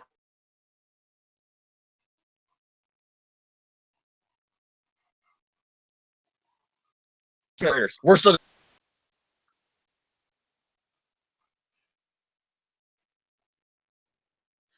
This is kind of cool though. Like I like when I don't understand like how this works, like how they're keeping him trapped, and they're like keeping him underwater. Like I don't get that. Like wouldn't he drown or something? because he still needs to breathe, right? Like he's not. I don't know. They don't explain his powers very well. The way that I see him get away with it is because he's filled with electricity. That maybe it's like he's dying, but he's being kept alive. You know what I mean? Yeah, maybe that's what it is. That, or maybe because of the radioactive eels. Yeah. Now, I love this movie. We go from a really weird, over-the-top comic book scene where a German man tortures a man made out of electricity to like a very realistic and grounded like family drama. Not because get it. The moral of this movie is not that Aunt May's right; it's that he's right, and that's the wrong moral to take. The moral should be that May's right. We're the ones that raised you. It's nurture versus nature. You know what I mean? Yeah. They take the stance of fuck that. His parents are who he truly is like. And it's like, because he continues on the path after the scene. The scene should have ended with him. Like, this should have been when the parent plotline ends. Like, I agree. instead, it drives him even more to find out my parents are dead. He's not Batman. Batman's parents are dead? I didn't know that. But that's what it feels like. I thought they were retired. Like, this scene should have been like when she goes, you're my child, you're my son, I raised you. They didn't. They ran off. They died. We were the ones that raised you, but yet you're still hero worshiping them. And you won't even mention Uncle Ben and all during your graduation. That's fucked up. After the scene, he goes to go find the secret underground lair where his dad from his dad. Yeah. And it's like, you do not get what she was saying at all.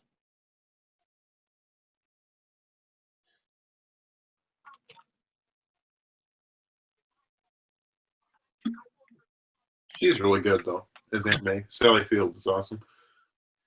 Still my favorite Aunt May. Even though I like Rosemary Harris was good at, like, bringing the, like, Ditko, like, you know, oh, Peter, I'm going to have a heart attack. Like, May to life. Literally, Ditko mixed with the JMS stuff. Yeah. And 2 and 3, it's very obvious that they were using, like, JMS's Aunt May as their go-to more than Ditko. Where the first one was Ditko, the sequels were all JMS. Yeah. And then this is Ultimate. And then I'd say Homecoming is kind of like a new thing. But I think Homecoming works, too. It's just that Sally Field is kind of my favorite Aunt May.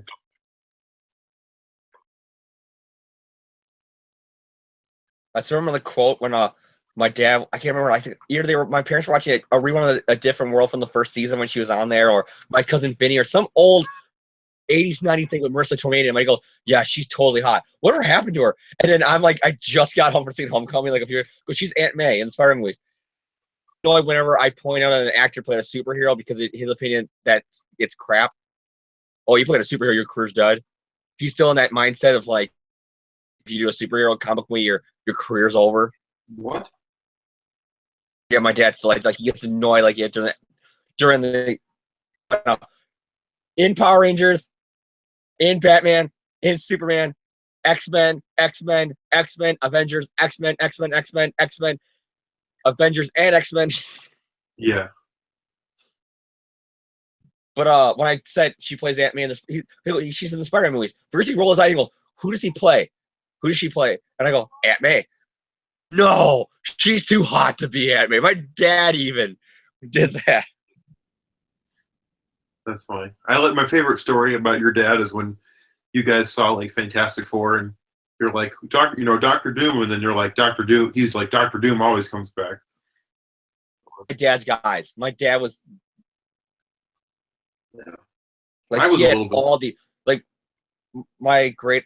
I'm a great. Like, what do you call that? Like what? Okay, it's not my second cousin.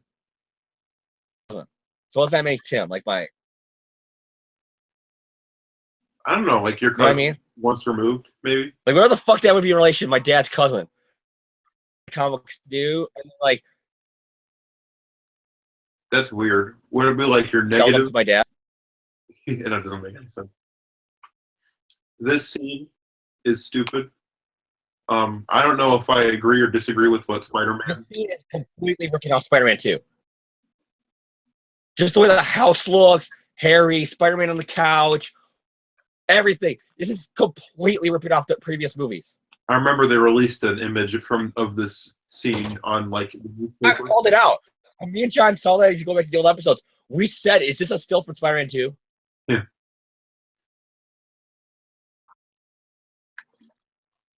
I think Harry acts like a cartoon character in this scene, and it makes it hard to feel sorry for him because he's so like crazy. Get like the premise of the storyline of this movie is the sins of the father.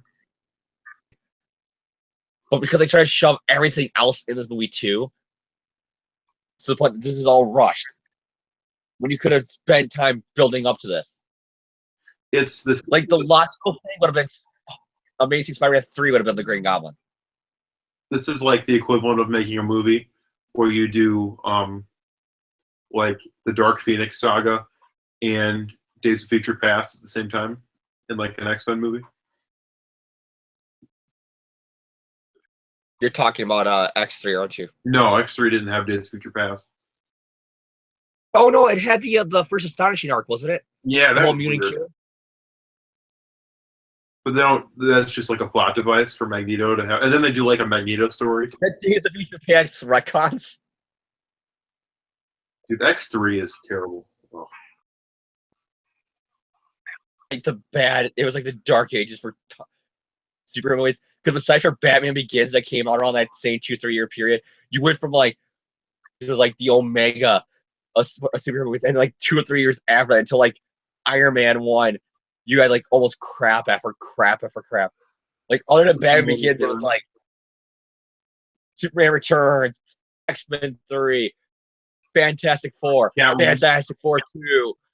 Elektra, the best superhero movie ever made. Oh, Catwoman also came out around that time. I've never seen Elektra, and as you know, I do like the touch here that you got a British actor doing an American accent, doing a fake British accent. That is great acting. Yeah. Yeah. It would have been so easy for him to slip. It would have been so easy.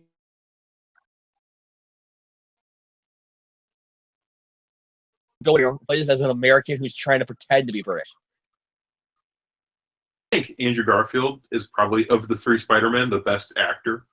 Like whether or not. But I do gotta think, I'm kind of annoyed how every goddamn superhero now is played by a Brit. And Christopher Evans are the only 2 who aren't. It feels like. Yeah. Downey Jr. and stuff like that. It's like, if you're British, okay, you can be Spider-Man.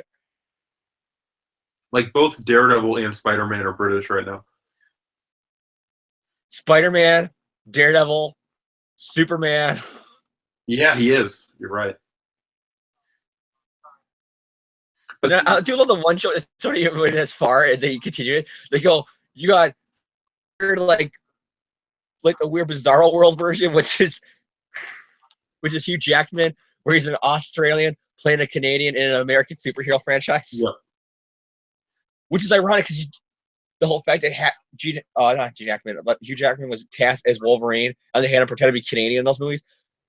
80s and all the animated like Marvel stuff, like Super Amazing Friends and like the X-Men pilot for the cartoon that get picked up.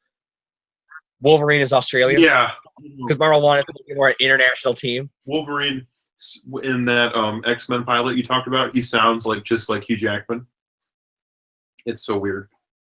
The pilot. I wonder if when you were a fan, like the mid to late '90s, and he got cast as that role. Yeah. If people immediately like rolled their eyes, like, "Oh God, they're going to do the Australian Wolverine."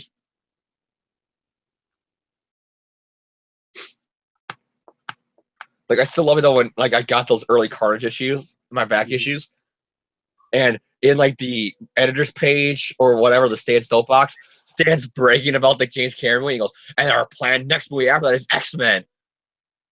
Not like a full 2 years before Spider-Man, because all that legal BS that they went through with the rights. Yeah. But it's so funny, like he's bragging about Spider-Man, and the last line is, then after that, we'll follow it up with an X-Men movie.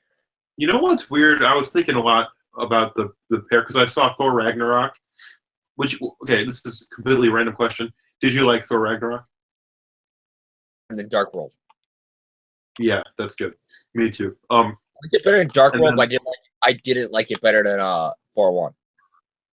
Oh really? I liked it a little more than Thor one, but Because this one felt like they were trying to be Guardians without the Guardians. yeah. It was very much, we're in space, so we gotta act like the Guardians of the Galaxy, and it's like, or you could just have Thor and Hulk teaming up on Planet Hulk. But I've been thinking On that.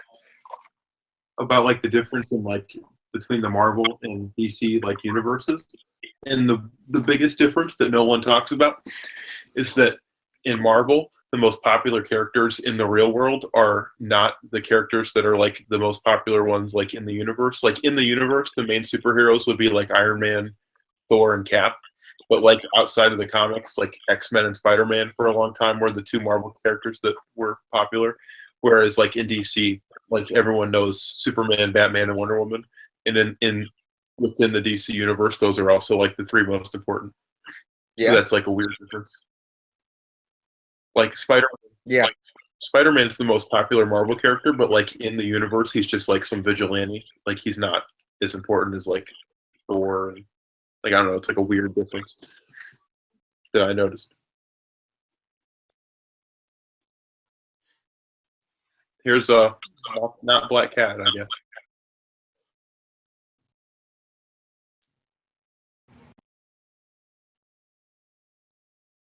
She was in Rogue One.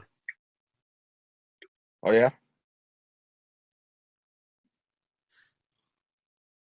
Are you a Star Wars guy? Yeah. Who's your favorite Star Wars character? Oh yeah, you know Vader. mine. It's generic to say, but fuck it, I don't care. You know, I have a really weird answer. Mine is Poe Dameron. See, I don't like Poe. What? We're not friends anymore. What did Poe do in Force Awakens that's memorable? He mouthed off to Kylo Ren, and he saved the universe. When they can't even take time to explain how your character survived, and it's just, I'm alive. I like Poe. You're stupid. I mean, I'm kidding. You're not stupid, but I like Poe. Okay, now think about these scenes. Dane DeHaan is pretending he's just looking at a blank piece of glass. There's nothing there, and he has to pretend to like be doing all this stuff. Like you never think about that, but those scenes must be weird to film because you're pretending to react to like literally nothing. And then what's really annoying here is that the take that they use for that electro footage. I wouldn't be surprised if there's like a computer screen beneath him and it shows where all the stuff is. Maybe that's what it is.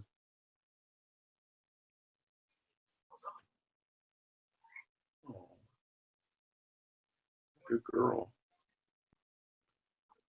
I think the first Iron Man is what really popularized that like fictional. Here's the weird thing. Yeah, I get it's one thing if you say Norman's evil and he hired evil people with him. Gwen is the only goddamn saint in that whole company. Yeah.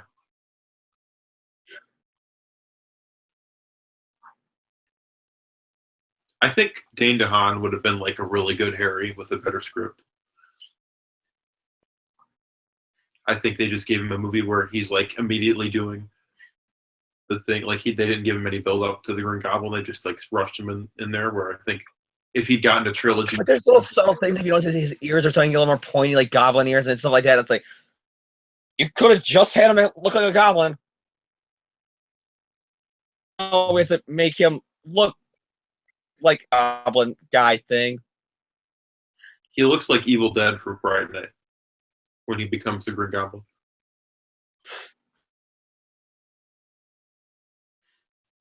Meanwhile, instead of fighting crime, Spider-Man's going to go goof around in the sewers or subways.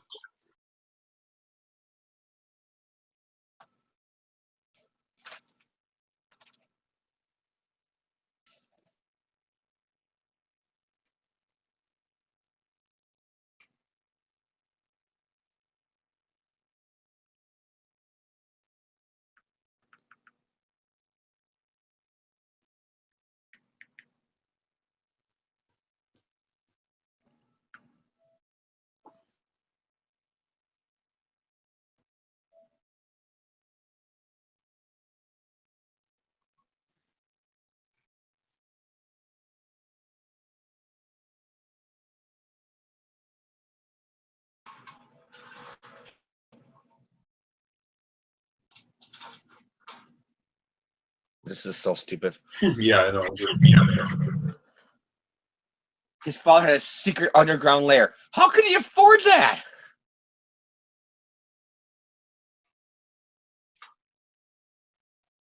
They never explained that, how he was able to afford this. Yeah, no. Doesn't. Nobody in the world can afford this. What's funny? This movie has the same writers as The Mummy. Yeah. So the people who thought up this genius plot device thought up that piece of crap. Did you ever see that movie? Yeah. That was a really bad And movie. what's one of the big problems also too with the Mummy? They So, try to throw too much at the screen and see what sticks. yep. Me and my friend saw that and just made fun of it the whole time. We had a blast. Protagonist who's like completely unlikable because we said he's a horny douchebag that robbed while he's supposedly fighting a war. Yeah. You want to cheer for it in a classic Universal monster movie? Yep.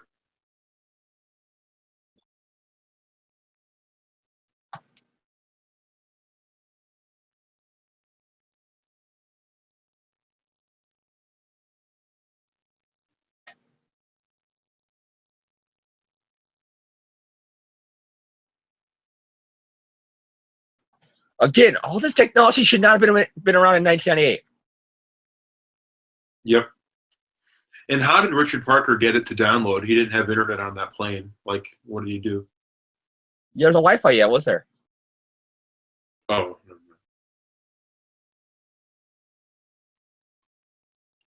And then this whole thing, like, the spider was designed with Peter's DNA in mind is, like, I think really... Yeah, like he planned on his son getting bit by the spider. Like, the fun of Spider-Man is that it was, like, a random accident that could happen to anybody. You know, like, he's kind of the everyman hero. He wasn't... So making him, like, destined to be Spider-Man is kind of annoying, I think. He loses the, like, every... Well, the other dumb thing like it is his whole failsafe is I made sure I could only work with members of my family's DNA. That's the dumbest idea I've ever heard in my life. And then Harry Osborn turns into Jason Bourne and breaks into Raven. One thing I hear people say to defend that is like, no, it was a failsafe. Peter would never been at Oscorp. You wouldn't let Peter ever go there. A bit, so nobody could got the powers. Except you set it up there to show like Peter got the powers. Yeah.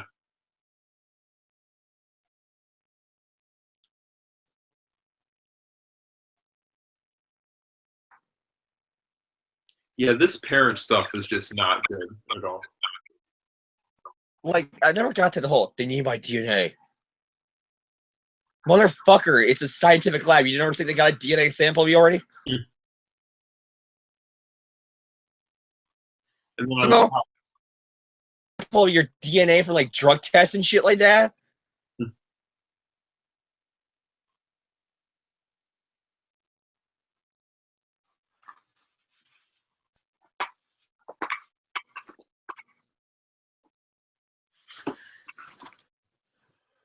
Oh, this is a long movie.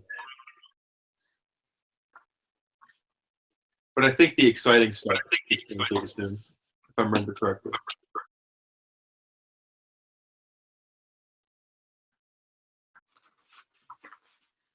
Yeah, after that Electro fight in Times Square, it really drags until the end, doesn't it? There's not a lot of like interesting stuff to talk about. It's just kind of like, yeah, this scene doesn't work. This character plot line doesn't work. Yada yada. And then when he jumps to here, it makes no sense. He kind of jumps to after the scene. Oh, it's my... How? I think this like little super villain team up is actually pretty fun though. I think the two characters like play off each other. They're playing them off too goddamn cheesy. Yeah, it's cheesy, but it's kind of fun, I think.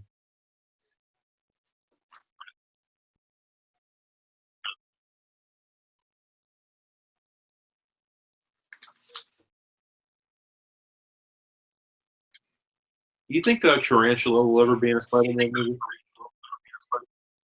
Yeah. No. I know. I was just... A Hispanic evil Spider-Man would never play in a movie. I want to see Boomerang. I think he'd be really funny. Well, yeah. Well, they can't now because Captain Boomerang and That's Suicide. what I mean. They don't because they don't want the comparisons. Yeah. If Suicide Squad didn't come out first, then maybe. They should just make a Superior Foes movie. That'd be really fun. I love Superior Foes. That's one of my favorite. No, but then you couldn't do it again because again, people would just think, "Oh, it's a ripoff of Suicide Squad." Yeah, but I don't care. Like, I just want, like, they won't ever make it, but I think it'd be fun. In a perfect world.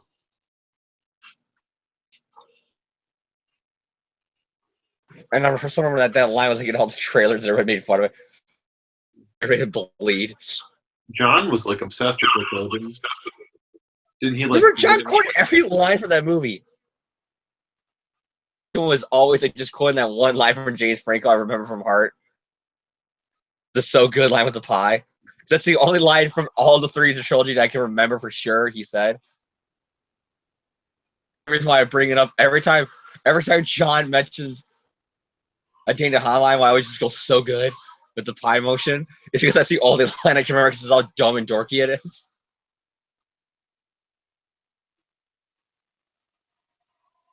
Like I don't remember if you were on our ASM, over our Spider-Man 3 commentary. I don't think you were, John.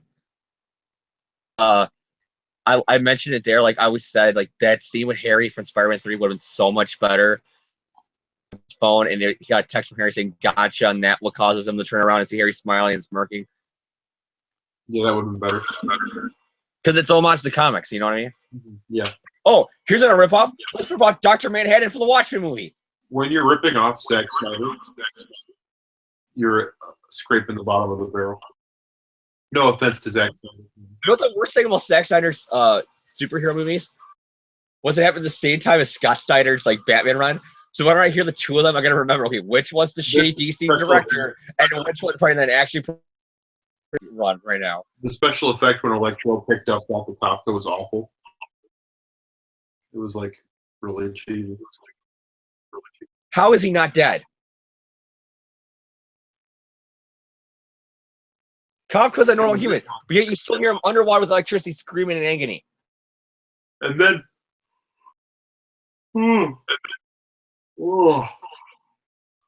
And that's how you introduce comics. Is that in the sequel you see that she's was the nutso of the family. She wanted to redeem Ravencroft after her brother ruined it. But the only problem there, if you read the credits, they outright say it's Ashley Kafka. Yeah. Oh. God. But that retcon would be so much better if they didn't ever said it the last name. You know what I mean? Mm-hmm. But cool. But you can't do that as your headcanon because the credits outright say it's him. Yeah. Or her. Yeah. Because same thing with, like, I know a lot of people who say that the cut of Batman versus Superman, I don't get it just because Justice League came out, so there's a lot of DC movies, and I've been reading a lot of DC shit lately. But, like, back in Batman v Superman, I remember when it came out, I'm like, people were jumping to, yeah, that's Jimmy Olsen who got shot in the head. And I'm like, not Jimmy. That is not Jimmy. And then, like, you read the end credits and it outright says Jimmy Olsen. You see the extended cut where he says, I'm Jimmy Olsen. It's like, fuck you. Just fuck you. You can't let me have my own headcanon. That's one thing that makes me mad about Justice League is that you have like such a classic Superman by the end, and you have like a classic Lex Luthor. But Jimmy Olsen's dead. So kind of you don't feel like it. There's some still kind of. They could do the Smallville thing where they said that Jimmy Olsen that died was the older brother, and the younger brother's actually the classic Jimmy Olsen. Or you can just say that just have me two guys named Jimmy Olsen. I guess you can do that. It would be weird, but you could technically do that. Like you could say you can even say that the other Jimmy Olsen used that as a fake name. And you're just the real Jimmy Olsen. They go, wait, Jimmy Olsen. The government used my name and my ID for this guy. You know what I mean? Mm-hmm. Like that could be your way around it. Like there was a fake name that they used his life as the credentials.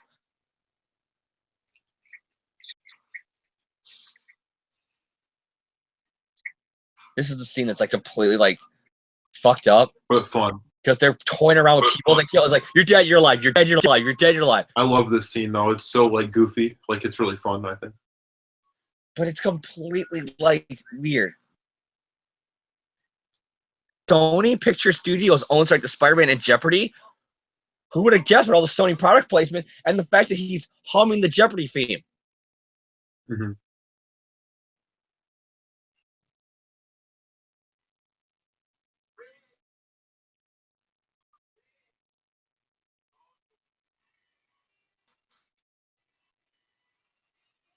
That was a cool effect going into the thing.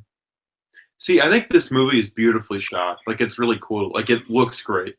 The colors are like really rich, and the effects. The only problem I had with the look of the movie is that it looks like the Raimi movies. Like, it's pretty clear that after the first one failed, they went back to the well. You know what I mean? Yeah, it's kind of visually indistinguishable. In some weird way, it continues the thing that Rod said. You know what I mean? These movies are supposed to be taking place in the same universe because this movie feels like it. And ironically, it's not obvious, but it feels like it. they kind of set up Vulture with these wings, and he was the next on-screen villain. So, in a weird way. Yeah, well, don't, for the sake of me sounding smart, don't mention that.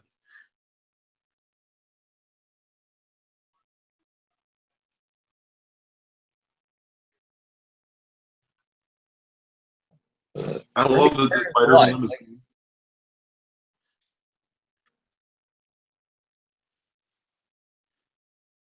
And this is one of those. I forgot what I was gonna say. How is he not dead again, though? Like, he still has a bullet wound. Yeah. If this was for life, you would bring him back alive, and he would drop dead again. No, he wasn't. They didn't shoot him. They killed him with electricity and then brought him back. So that's that's not a bullet hole. That's like a burn from the lightning, I think. It just kind of looks like a bullet hole.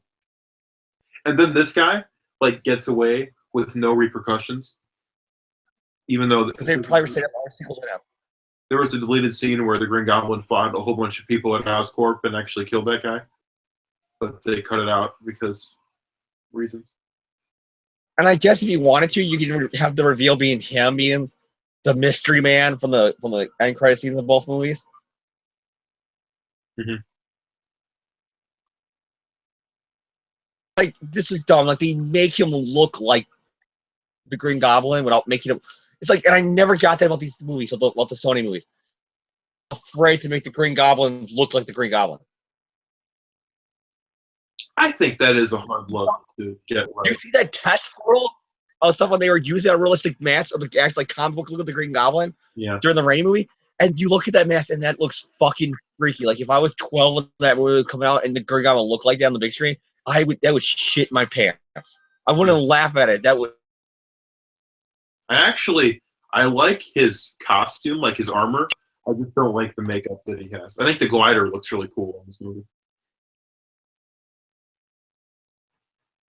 And then once again, the like goofy New York extra that feels like a Raimi thing. The publicity shot that gave it away was the scene of her looking out, and she's in the clothes of the night Gwen Stacy died. It's like you couldn't telegraph where she was going to die. And you also can't telegraph that Peter Parker's girlfriend gets an I love you letter from Spider-Man.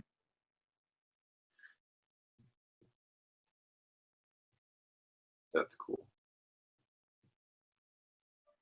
That's the only thing she's missing is the headband. So I'm kind of mixed about this scene because I'm like, on one hand, I think it's really cute, and I like the joke with Spider-Man. It's homage to the bridge without having that be the ending of the movie. Well, A, that's cool. B, I like that he makes a joke about moving to London and is like, they haven't caught Jack the Ripper yet, as though, like that's kind of a cute line. And then on the other hand, it's weird that Spider-Man is so cavalier about leaving New York, which is like his home. I don't know. I'm kind of mixed about responsibility because Uncle Ben, it's all about my parents. Yeah. But he's still gonna like fight crime. He's just not gonna do it here, I guess. It's just so fucking weird though, because it's like you're telling the whole world you're Peter Parker. That wow, Gwen Stacy, who worked for Oscorp, where the genetically inspired that bit somebody who could be inspired, and it was that.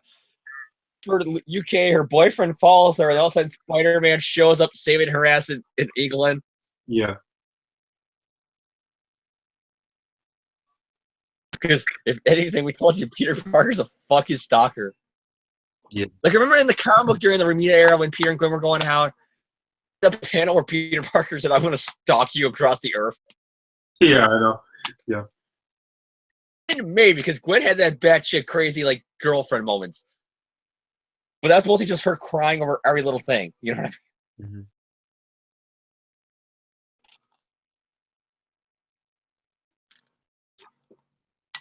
Another really kind of like spooky and touching thing about this movie, though, this movie having the New World Trade Center towers fell during the making of the original movie. So it's this weird, like, just a shot of the skyline of all the lights going out, and you see the new tower up there. The world has changed so much since Spider-Man 1. Mm-hmm.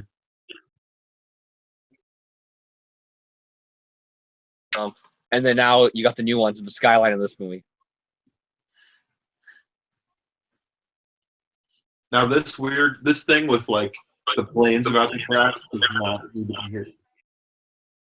Oh And God, I this didn't even acknowledge the 9/11, and you mentioned that there's going to be a plane crash in New York now. I'm really like an asshole now.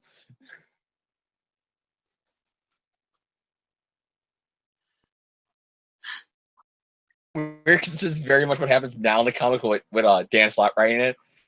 How everybody else solves everything for him. Yep.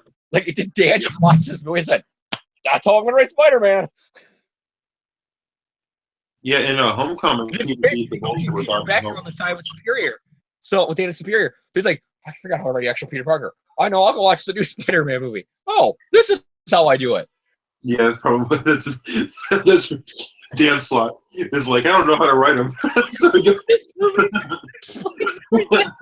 Oh my God! Because there's also that scene with Aunt May from that run of Volume 3, where he makes it where it's kind of like the scene with the bedroom with the chimney, only they replaced that with porn. First villain. Yeah, he was. And they made him look like in this version he was blue. Isn't Electro dead right now? Yeah. Ironic enough, he died in Dead No More. Jesus. No, not Dead No More. He died in Clone Conspiracy. I hated that story.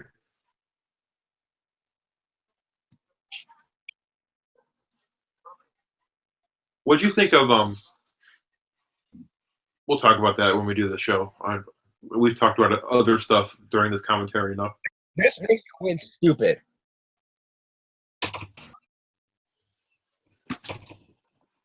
This is dumb. Wait, what's dumb?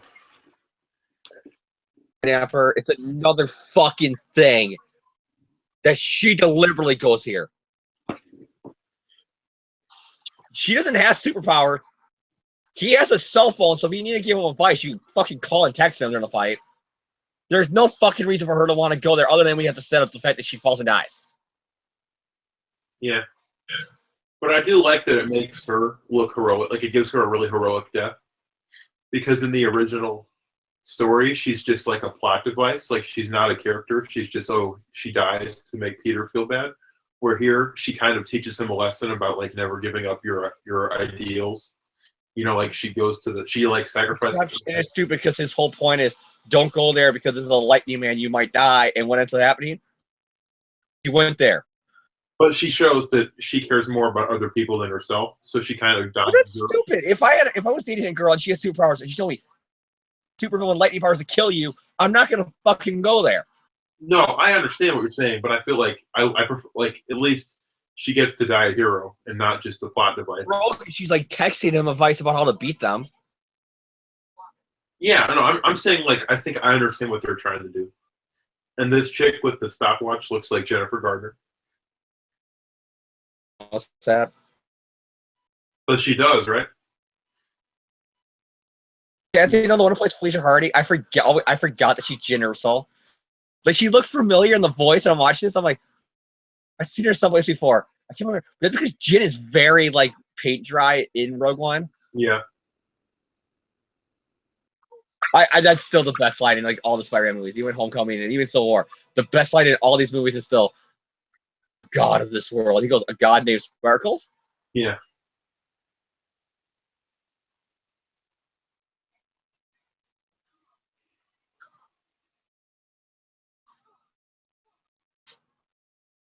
Yeah, the Electro Spider-Man fight feels like it's ripped like out of a Spider-Man cartoon. More than like sequence from any other Spider-Man movie, I think. Like it feels. You want to know a fun fact? This final fight rips off the final fight from the video game Enter Electro. Yeah, it does. And there's some jokes from the Ultimate Spider-Man game too. Man, you just mentioned Enter Electro. You just gave me a huge blast of nostalgia for Enter Electro. Like everyone talks about that original PS2 or PS1 game. Enter Electro is not that good. I don't want to say it's a bad game, but it's not as good as the original Spider-Man game. No, but like there's a lot of fun. Like it's a very fun game, I think. Like, you know, my favorite. The problem with that game, Enter Electro, is because they had to redo the game because, again, like Spider-Man 1, 9/11 happened, so they had to redo a lot of the game engine so that was going to have the World Trade Centers in them. Yeah. I think because of that, they were rushed to finish it. So you had a lot of problems that probably if they wouldn't have had that rush because they had to go back and redo stuff. Mm-hmm.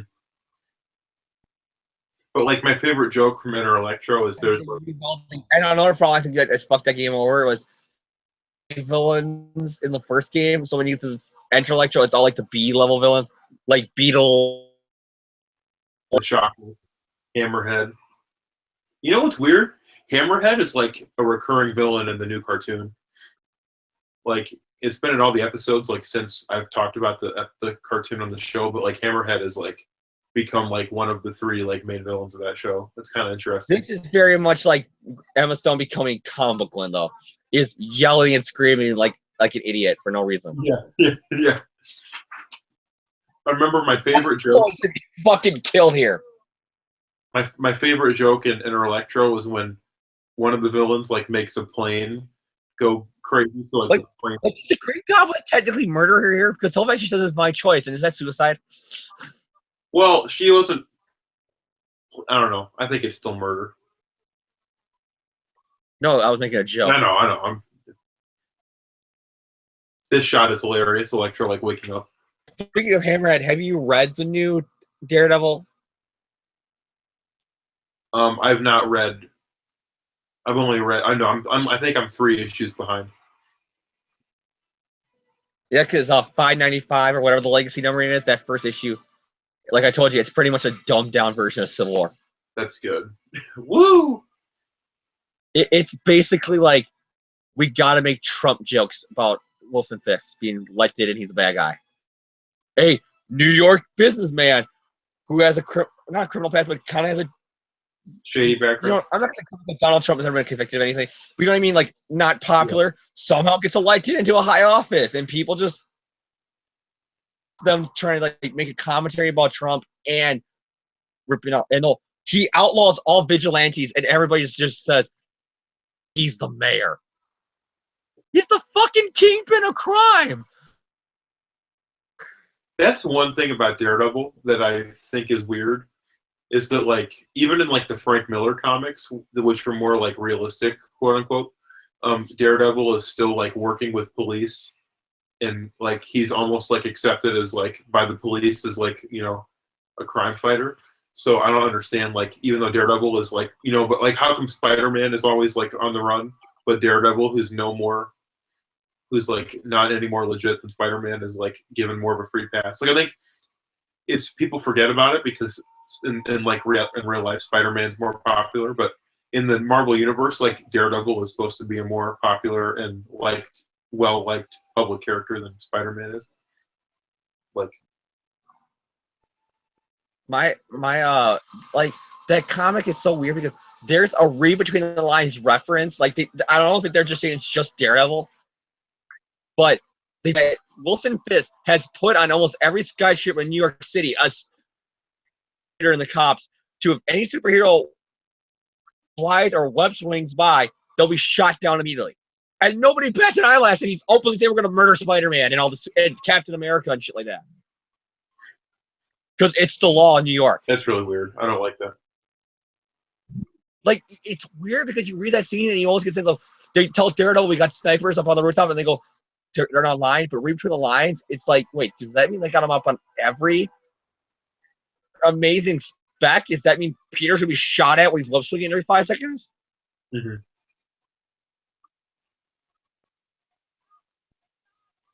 And then Aunt May's here, like being a nurse for no reason. That's kind of weird. Out of nowhere. Has Aunt May ever been a nurse in any other continuity? Wasn't her job in Ultimate after Bendex? They gave her a job. I know that. Oh, what? Wasn't it like working like a waitress, like a little diner or something like that? No, in Ultimate, she's like, I think she's Remember that? Is she like a social worker? What? I feel like she works in like an office of some kind. I don't know. I'm pretty sure she works in like an office.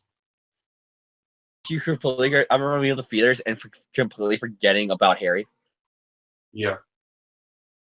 This is meant to be a reference or not, but the cop car that Peter walks by right then and there when Harry's flying, the number on the cop car says PEKSM, and then it's like all these numbers. Or 200 at Harry's death. Like, I wonder if they planned that. If this was because there's like spec 200 on it or something like that. If this was Homecoming, that would have been intentional because I know like every car in Homecoming is an intentional shout out to like a comic book that has some. This way too, because the clock the time of death on the clock when Gwen falls is 122, which is when she died in the comics. Yeah. Is issue 122.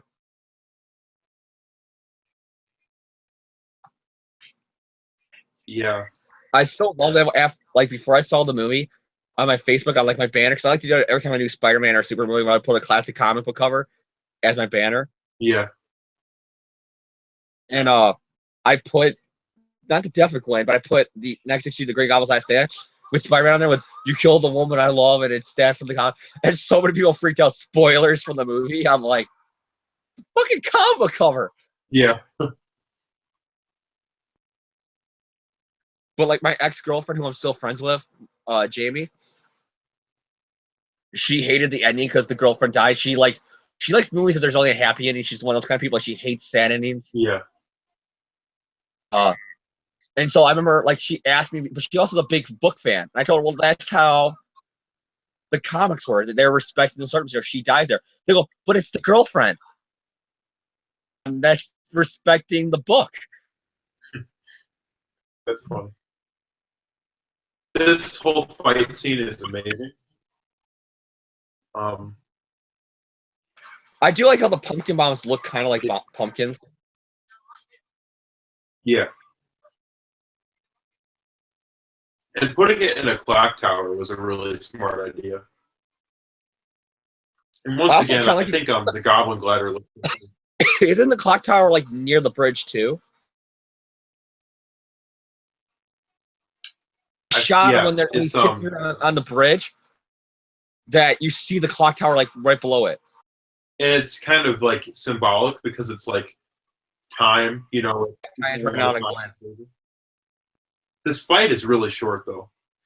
Like the one really cool thing I like about the bridge to bring up again, they do homage both bridges because if you remember in the comics, there's always that. The comics says George Washington Bridge. Yeah. Clearly shows it's the Brooklyn Bridge. In this movie homage that where the "I love you" message is on the Brooklyn Bridge, but where they make you out it's the George Washington Bridge. Mm-hmm. In that scene, you know what I mean? Yeah.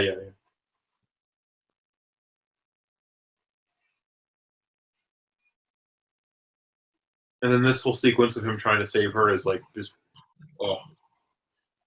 It's so painful because his feet and his arms are in the gears. Oh. Harry's being hung, and his whole body is like in the gears. And again, the clock says one. I mean, this is like not a great movie at all, but I just love that because I didn't notice it until I heard so many people mention it. I had to go back and see it like on a video. Because when she lands, it says 121. This is so much more enjoyable than Spider-Man 3, to be honest. Like I'm liking this a little bit more. This viewing, like it's still not good, but if I had to pick, I like Spider-Man 3 more. That's fair. I'll give you. This is literally the bottle in the barrel for Spider-Man movies for me. And do you like that or not? I was such caught up in the moment when I saw it in the theaters, I didn't notice it. But now that people point out to me and I do see it, it's like I can't help but notice it. Oh, well, man.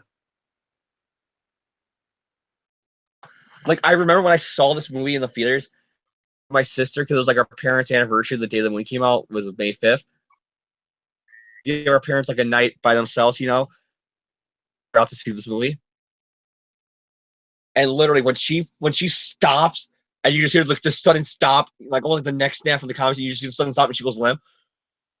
Literally the whole audience, the females in the audience, not the guys, from my sister to every other woman who was in the theater, you just heard them all go, Yeah. Did are you the like for me too, like as you're seeing this moment, and it's not word from word because it's not like you filthy worm-eating goblin Osborn like it is in the comic. Saved you, wake up, where you can't be dead. I saved you. How it's the same thing happened in the comics. Like while the scene's going on in my head, I'm remember the narrative from the comic where it's all like, now we can tell you the title of this issue because the title we never wanted to say. This is the night Gwen Stacy died. Like I just and Lee voice that narrator box going on while I'm watching this moment. Now, apparently, in the original cut, this scene went on longer, and the Green Goblin was still awake, and like he fought the Green Goblin more, and like almost killed him, and then the ghost of Uncle Ben. Where he calls him a romantic idiot. Apparently, that happened, and then apparently Peter was going to kill Harry, and then the spirit of Uncle Ben shows up and tells Peter not to. But they cut that out because I guess they thought ending that here. I don't know. I think I would have actually appreciated this scene to go on longer, but because the Green Goblin feels so like out of nowhere and rushed. Yeah, right there's the bridge. It is. It's like right next to the bridge, so that's a cool homage. She still died in that area. And weird trivia for you. It was still that area. And then seeing the mom and the kids is heartbreaking. And they're the same actor. Because it literally, what, a year later? It's like not even a year later. And then weird trivia it's like, for you. Lost everyone. Yeah. And trivia for you, this is the same graveyard as Elektra gets buried in the end of Daredevil season 2.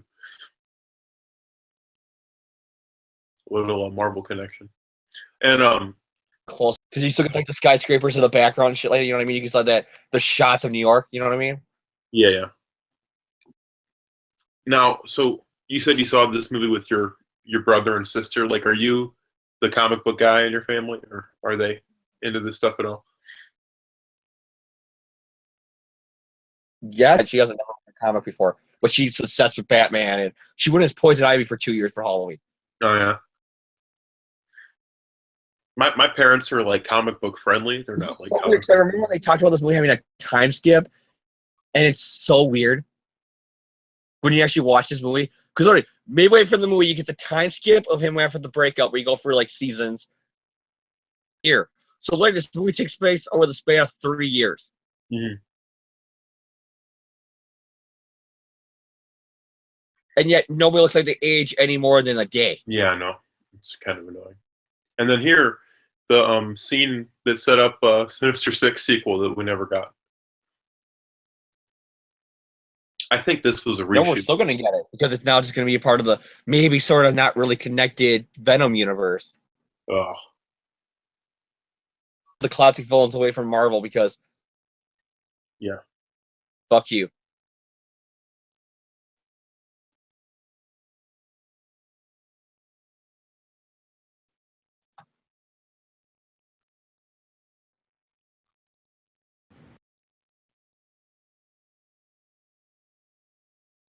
This movie is a mess. Oh my god. Becoming batshit crazy villain here makes no goddamn sense. No, like his whole goal was just staying alive, and now he's like forming an evil team. Yeah, I don't know why I think I like this just because I think the Spider-Man scenes are the best Spider-Man scenes. You got the Doc Ock arms there, you know what I mean? And it's like it's the auto that makes them.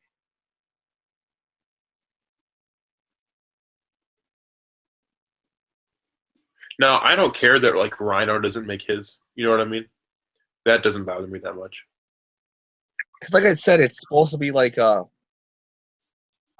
said, a lot of people said they wanted in the Raimi movies where like a villain is there, but it's not a main focal point. It's just his own movie, still in a movie. Yeah, but like but like Doc Ock should build his own tentacles. You think they would have actually done Doc Ock in like a future sequel? Well, it was obvious set up there that he's going to be in the Sinister Six. I wonder who they would have casted. I have no idea. I think, ironically, Paul Giamatti would have been a good Doc Ock, but obviously he's playing Rhino. Like I can never like dreamcast a movie. I'm literally like, if I could do that, I would be working in Hollywood right now doing that stuff, casting director. Yeah. It's like you asked me to dreamcast any fantasy draft movie, like maybe one or two actors, like, oh yeah, I could totally see them portraying this character. Me, it's more just if it's an actor who fits the look, like if it's a comic book movie like this, looks like they have to be white or black or whatever. But if they fit like the fill of the character, you know what I mean? Put a gun in my head, pick something like. I would have never thought Affleck would have been a good Batman before I saw him. What do you think of Affleck as Batman? I don't think we ever talked about that. Like, you know what I mean? It's like, it's impossible. And there's other actors where when you hear they got cast as a character and you're like, yeah, I could totally see it. And then they completely fumble the ball. Yeah. Like Emma Stone, I think everybody thought she was going to be Mary Jane. Well, we brought this up in the ASM1 commentary. I swore up and down, and when we heard if she was Gwen, it was like, you literally made the same mistake a third time in a row. You cast a blonde to play a redhead. Mm-hmm. A redhead to play a blonde. But then it came out like a week later that like Emma Stone actually is a natural redhead. I mean, a natural blonde, and she just dyed her hair red. Mm-hmm. And then Peter watches this like magical speech that I remember hearing something like, both, even though she's a natural blonde, for these movies she dyed her hair blonde because it would have been impossible for her to let her hair grow back blonde. Mm-hmm. Now, I will say this movie has a lot of problems, but this ending with Peter deciding to be Spider-Man again is perfect. As far as I'm concerned, this movie ends on like a really high note. So for me, that is just replace Uncle Ben with Gwen. Yeah, but like I think the theme of Spider-Man is not being depressed, and being Spider-Man is about moving past tragedy and learning how to get back in the saddle or whatever. And I think for me, like Spider-Man 3 ends on a really depressing note with like Peter and Mary Jane like dancing outside the diner. And whenever I watch it, I don't think 3 is that depressing because it's supposed to be like redemption. Like there's hope for them. You know what I mean? Like with the sad music, like I think that movie just like it bums me out. Where this movie ends on like a really fun. It doesn't bum me out because I get a sense of it's them fixing the mistakes. I disagree. I like that shot when the car falls, you see a woman from behind with red hair. I swear that got to be Woodley. Yeah. Mary Jane being there, and that was gonna be what causes him to go there. Like he sees on the TV that MJ is there. MJ on the TV, I gotta go. I swear you see a redhead in the background. It could just be a generic girl with red hair, but I swear that could probably be her. And they kept that one shot. Well. But no, I think this ending is awesome, and I think for me that's why I like this more than 3, partially because like it's the ultimate Rhino where like in a mech suit. I like the comic where he's just a guy in a rubber Rhino suit. It's kind of a mix though, because like he's like a criminal who's like a bald Russian guy, like the mainstream, but then he has like a big robot suit. Like they took the best of both worlds.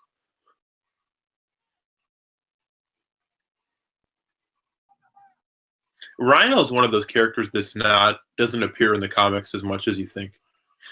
Like everyone thinks of him as like the classic Spider-Man villain, but he's like actually not in the comics that much. Like he's almost more of a like that in amazing like a lot of people think he's a Ditko villain. He's not. He's a Romita villain. Yeah, and he's only in 2 Romita issues. Like he's not even. I think that's what like he's more of a Hulk character. He's the first Romita villain, isn't he? Like the first, actually, like classic Romita villain. He is, I think. Other stuff like J. John Jameson as that goddamn Captain Star, where the fuck he was called. This was the first time he was the first class because the only like two I think on the top of my head that Romita actually created that weren't Ditko guys were him and Shocker. Mm-hmm. I can't think of anybody else that he invented that's a classic villain. Well, Kingpin. Those are the three. Those are like the only three, like Kingpin, Shocker, and Rhino that were actually Romita guys. Bro. This ending with the little kid is awesome. I don't care what anybody. But it's kind of weird though because you count those Romita guys, those three Romita villains, the Kingpins, Shockers, the Rhinos as classic like Ditko villains, but they're not Ditko era. Yeah.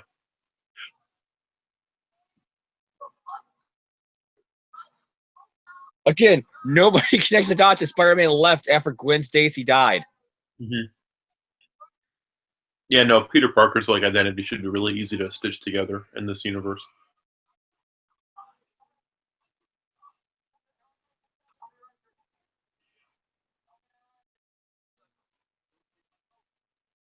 And here's another problem I have with this movie, like I have with the original one. You end with a 3D shot that probably wasn't even cool to see in 3D. Yeah. If this ending people would have gone crazy for and loved if it wasn't in all the trailers. But they had to put in all the trailers because Sony is greedy and doesn't know how to market a Spider-Man movie. Like the ending of this movie is so fucking weird. Like I know you brought up you like, oh, it's a happy ending, but this movie shouldn't have been a happy ending. Roller coaster I've ever seen happen in this movie. The parents, like me and Ben are your real parents. You had the Harry stuff. You have Gwen Stacy, the girlfriend who you spent most of the movie with.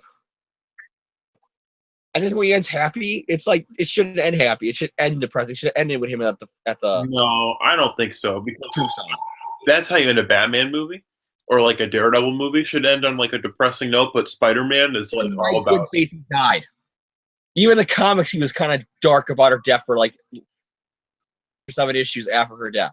Yeah, but like those were issues. That's different. Like you get another issue like a month after that. So ending it on like it rushes though. It's like immediately okay. We show a montage of the season changing. He finally watches the graduation video, and he's Spider-Man again. No, happy ending, and it's like it should have been longer. But I think ending it with him figuring out how to not be, like putting. It's just a mood whiplash. You go from her dead and her funeral to be happy-go-lucky Spider-Man saving a kid again. And it's like, but this whole movie minutes ago saw him crying over his dead girlfriend. My advice: cut the scene that you wasted on the German doctor that was pointless, and spend that screen time showing Peter recover. Do you find it funny though that the original end credits scene where they revealed that Norman was still alive, the whole video? Yeah. They had the X-Men end credit scene was because some kind of legal lawsuit between Mark Webb and Fox for it was some kind of lawsuit between him and leaving one movie to go do the Spider-Man movie. And the settlement was they would put like an end credit scene teaser for the X-Men movie. Yeah. Because everybody, because the X-Men movies and the Spider-Man movies are into the same goddamn cinematic universe. Instead, they added a new one here where it just shows all the classic villain suits. Yep. This movie, man, was such a studio-mandated piece of This new version of the end credits without the X-Men stuff.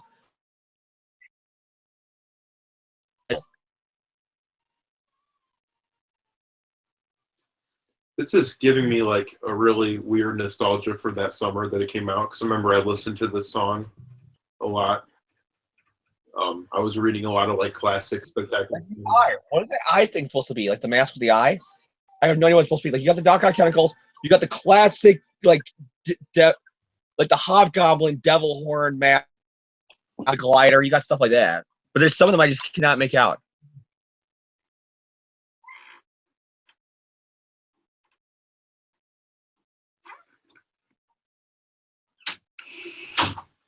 I think the mask.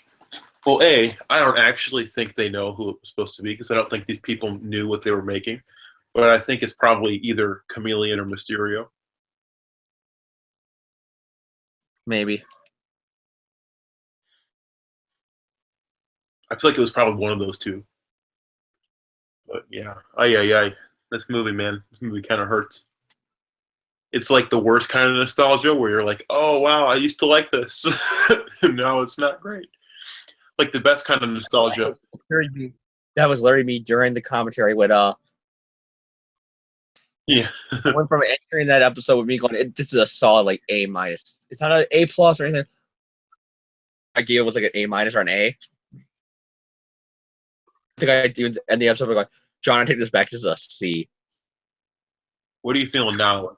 minus, and now I would totally say D minus now. What would you give Homecoming? Like a B plus? Yes, somewhere in there. Yeah, that's fair. What would you give Thor? I think we already said this before, but Spider-Man 2, Homecoming, Spider-Man 1, ASM 1, Spider-Man 3, and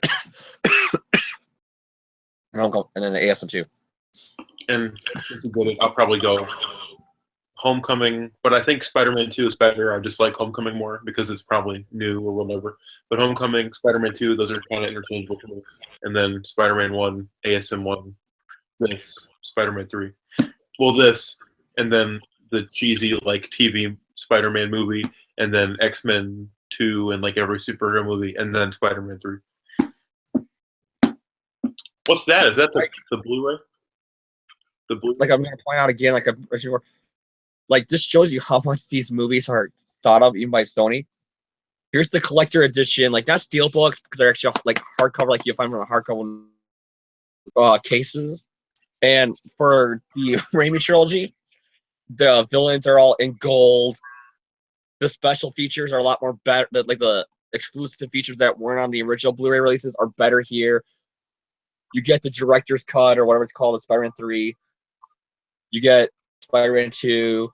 You get all these, different special features, like behind the scenes, like documentaries with like VH1 and shit like that that were never on the original Blu-ray and DVD releases, at least in America, maybe. And then you get to this one, and it's literally just cut and paste what you already got in the other DVDs. Because it's the silver medal trilogy. That's funny. And your thing is about the Homecoming box, I do gotta say, annoying but cool. It's the fact that the back cover is upside down. Yeah. That's really funny. What's is it him eating pizza? No, it's not. I know It's him on a phone. Mine, I have the Steelbook. I'm gonna show that off because I think that's actually really cool. I'm gonna turn my light back on. Boom! You can see me now. I actually left. I literally drove. I had like an hour break in between classes. So and like Best Buy is like 10 minutes away from my campus. So I drove from my campus to Best Buy. But the front cover, you have a really cool like kind of Ultimate Spider-Man-y thing. And then the back is like him fighting Vulture in the homemade suit. I think it's really cool. Really cool. I have a question for you. Do you movies nowadays? Because Wonder Woman does this.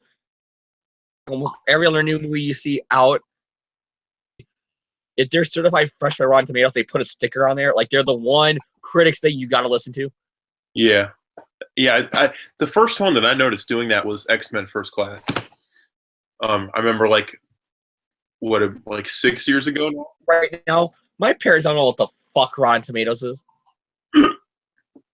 Me and my friend, every year before the year starts, me and my friend take bets on what the Rotten Tomatoes score of every superhero movie will be.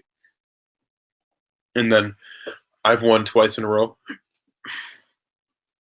Because my friend, he betted against all the Marvel movies. He thought that Thor would get a 40%. And he thought that Justice League would get hiccups. He thought Listen, one of the special features is the name of our show, a Spider-Man's Tangled Web.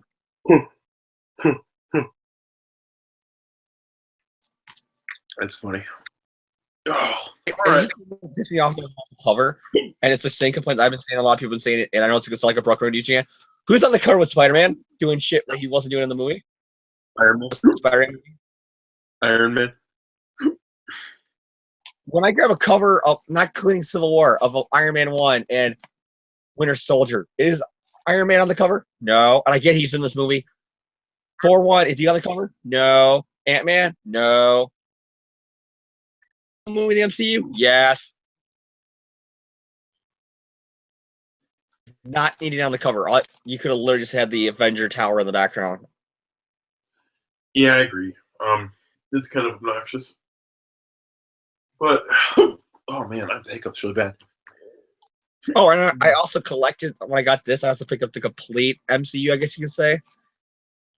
Because I also got Finally 4. Dark World? I find the version of I got. Okay, right here. And I got, like, it's like the weirdest cover because it's the special edition that came out around the time of Homecoming's release. Because they got all of them minus Hulk because they don't own the rights to Hulk. In these special different gold covers, but it's so weird then when you put this on the shelf. You got all the other covers that look like almost like the movie poster and stuff like that in the MCU. And then I got a copy of this one where it's just Thor jumping in gold. Yeah. Did you watch that again recently? Too.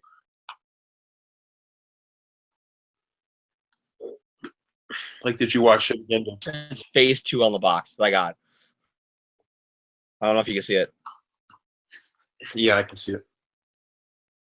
That's really weird. Oh man, I have hiccups really bad right now. All right, well, that was fun. I think that went about as well as the first one.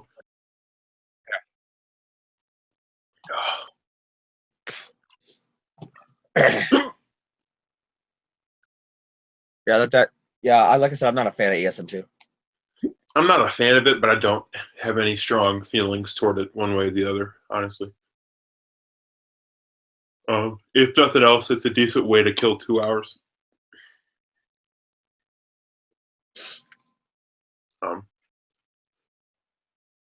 During the commentary, I get more nostalgic feelings, but I get more nostalgic feelings for when we were recording that episode with me and Ed and John. Oh yeah. Like I was getting more nostalgia for that than I was the actual fucking comic. Like the actual fucking movie. That's funny. So you want to do a closing statement? Aren't we? Yeah. Sorry about that. Yeah, Not used to I'm totally not used to this being me. So yeah, John. Jan. I mean, see, I'm not used to doing this, John. The listeners, maybe a shout out or two. I do. I'll give a shout out to Supernatural. They've been kicking a lot of ass this year. Season 13 is still going strong. The Flash was actually not terrible this week, so I'll give that a shout out. I think the season is maybe finding its groove a little bit. There were a few episodes there that were really bad. I have really bad hiccups. So much it made you stick to your stomach. You're like, it was actually good. Yeah, it was actually okay. And a shout out to all the people who are responsible for creating Spider-Man, Mark Webb. Well, obviously the Stan Lee and Steve Ditko, but for this movie, Mark Webb, Andrew Garfield, Emma Stone, Jamie Foxx, Dane DeHaan, yada yada. Thank you for giving us Spider-Man, and I think that'll do it for my shout outs. Sorry for the hiccups. Yeah, that's with everybody who made Spider-Man. You know, they add more to this character. We all enjoy love, and you're obviously watching the show, and we're talking about how it goes to, like I said, Silver Age Justice League, because I've been reading. On Comixology, I downloaded the Silver Age Silver Age because they have a deal going on right now on that site about 80% off on Justice League comics. So I picked up a couple graphic novels from them, flat, like Silver Age, a lot of Silver Age DC stuff, and I've been reading through those. And so shout out to the Silver Age DC universe in a weird way, because I've been reading those. So shout out to them. Shout out to myself for surviving another work week sick and being tired and stuff like that. And shout out to a crazy guy in Chicago that we heard a story about at work, and I'll tell Jan the story about this when we go off the air because I think it'd be a little bit too weird to actually bring up the episode. But if this guy is still alive, shout out to you because you need help. In the episode there, and I'm gonna give a shout out to John for What? getting this whole show started and being the reason why we're here in the first place. Yeah, this is so weird. Like, I used to keep tabs, and then I got completely like didn't give a shit anymore. But just for fun facts, like if we got to another anniversary episode or whatever, I was like, man, I'm gonna go for every episode and keep tabs on how many people like this is, how many times I was on an episode, how many times Jan was, how many times Thomas was.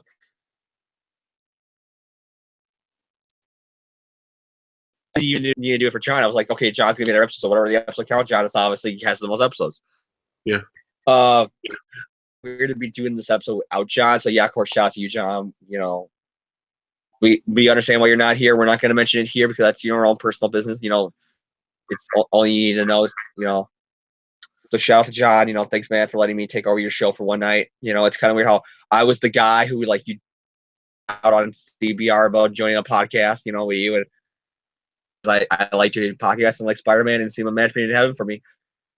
And now I get to do hosting one of the episodes. And it was weird for me that I was just a guy who watched the show as a fan and then was lucky enough to comment on the board and then be asked to join. So it just shows you how much John could trust me. You know how he's out. So he's like, James, tag out. You're doing an episode for me, and it shows what a trusting, nice, awesome guy he is. So shout out to you, John. Yeah. Another final shout. I guess I got to say this, but video hosting podcast and. For people who are wondering, have been asking me on social media and Twitter and DMs on this thing. It's just life is really fucking busy right now. So the original time frame of the end of 2017 for AGR, 2018 is a better like timetable. So the end of 2017 winter, whatever for the new episode of the relaunch. Maybe after I get through the peak of the holidays with work and shit like that with the guys. So bring 2018 timetable for the return of AGR. So shout out to Milan and Jeff, because I know we've been talking about this behind the scenes nonstop. Don't worry about it. It's still happening, guys. It's just look at John. He's not on the episode of the one podcast, so we thought he would never miss episode 4. If you're an AGR fan, it's coming. Don't worry. We didn't forget about you. I'm going to end this episode. And, of course, if you want to talk to us, you know, we got not really a Facebook or Twitter page, I don't think, because I was like, John really gave a shit about those after like the first year of the podcast. But yeah, let's just go find me on Twitter. You can ask me any question and leave a comment on the video then. And I hope you enjoy the next episode. You have all the November comics, so we got like Spec, you know, 279 or whatever it is, and then we got ASM, you know, whatever, and then we got Ben Riley and all that stuff. So enjoy us. So we talk about the current Marvel books from recently, and this is me, James saying bye, and that's Jan saying bye. Bye. Thank you for tuning in. Also, Thomas, we know about your girlfriend.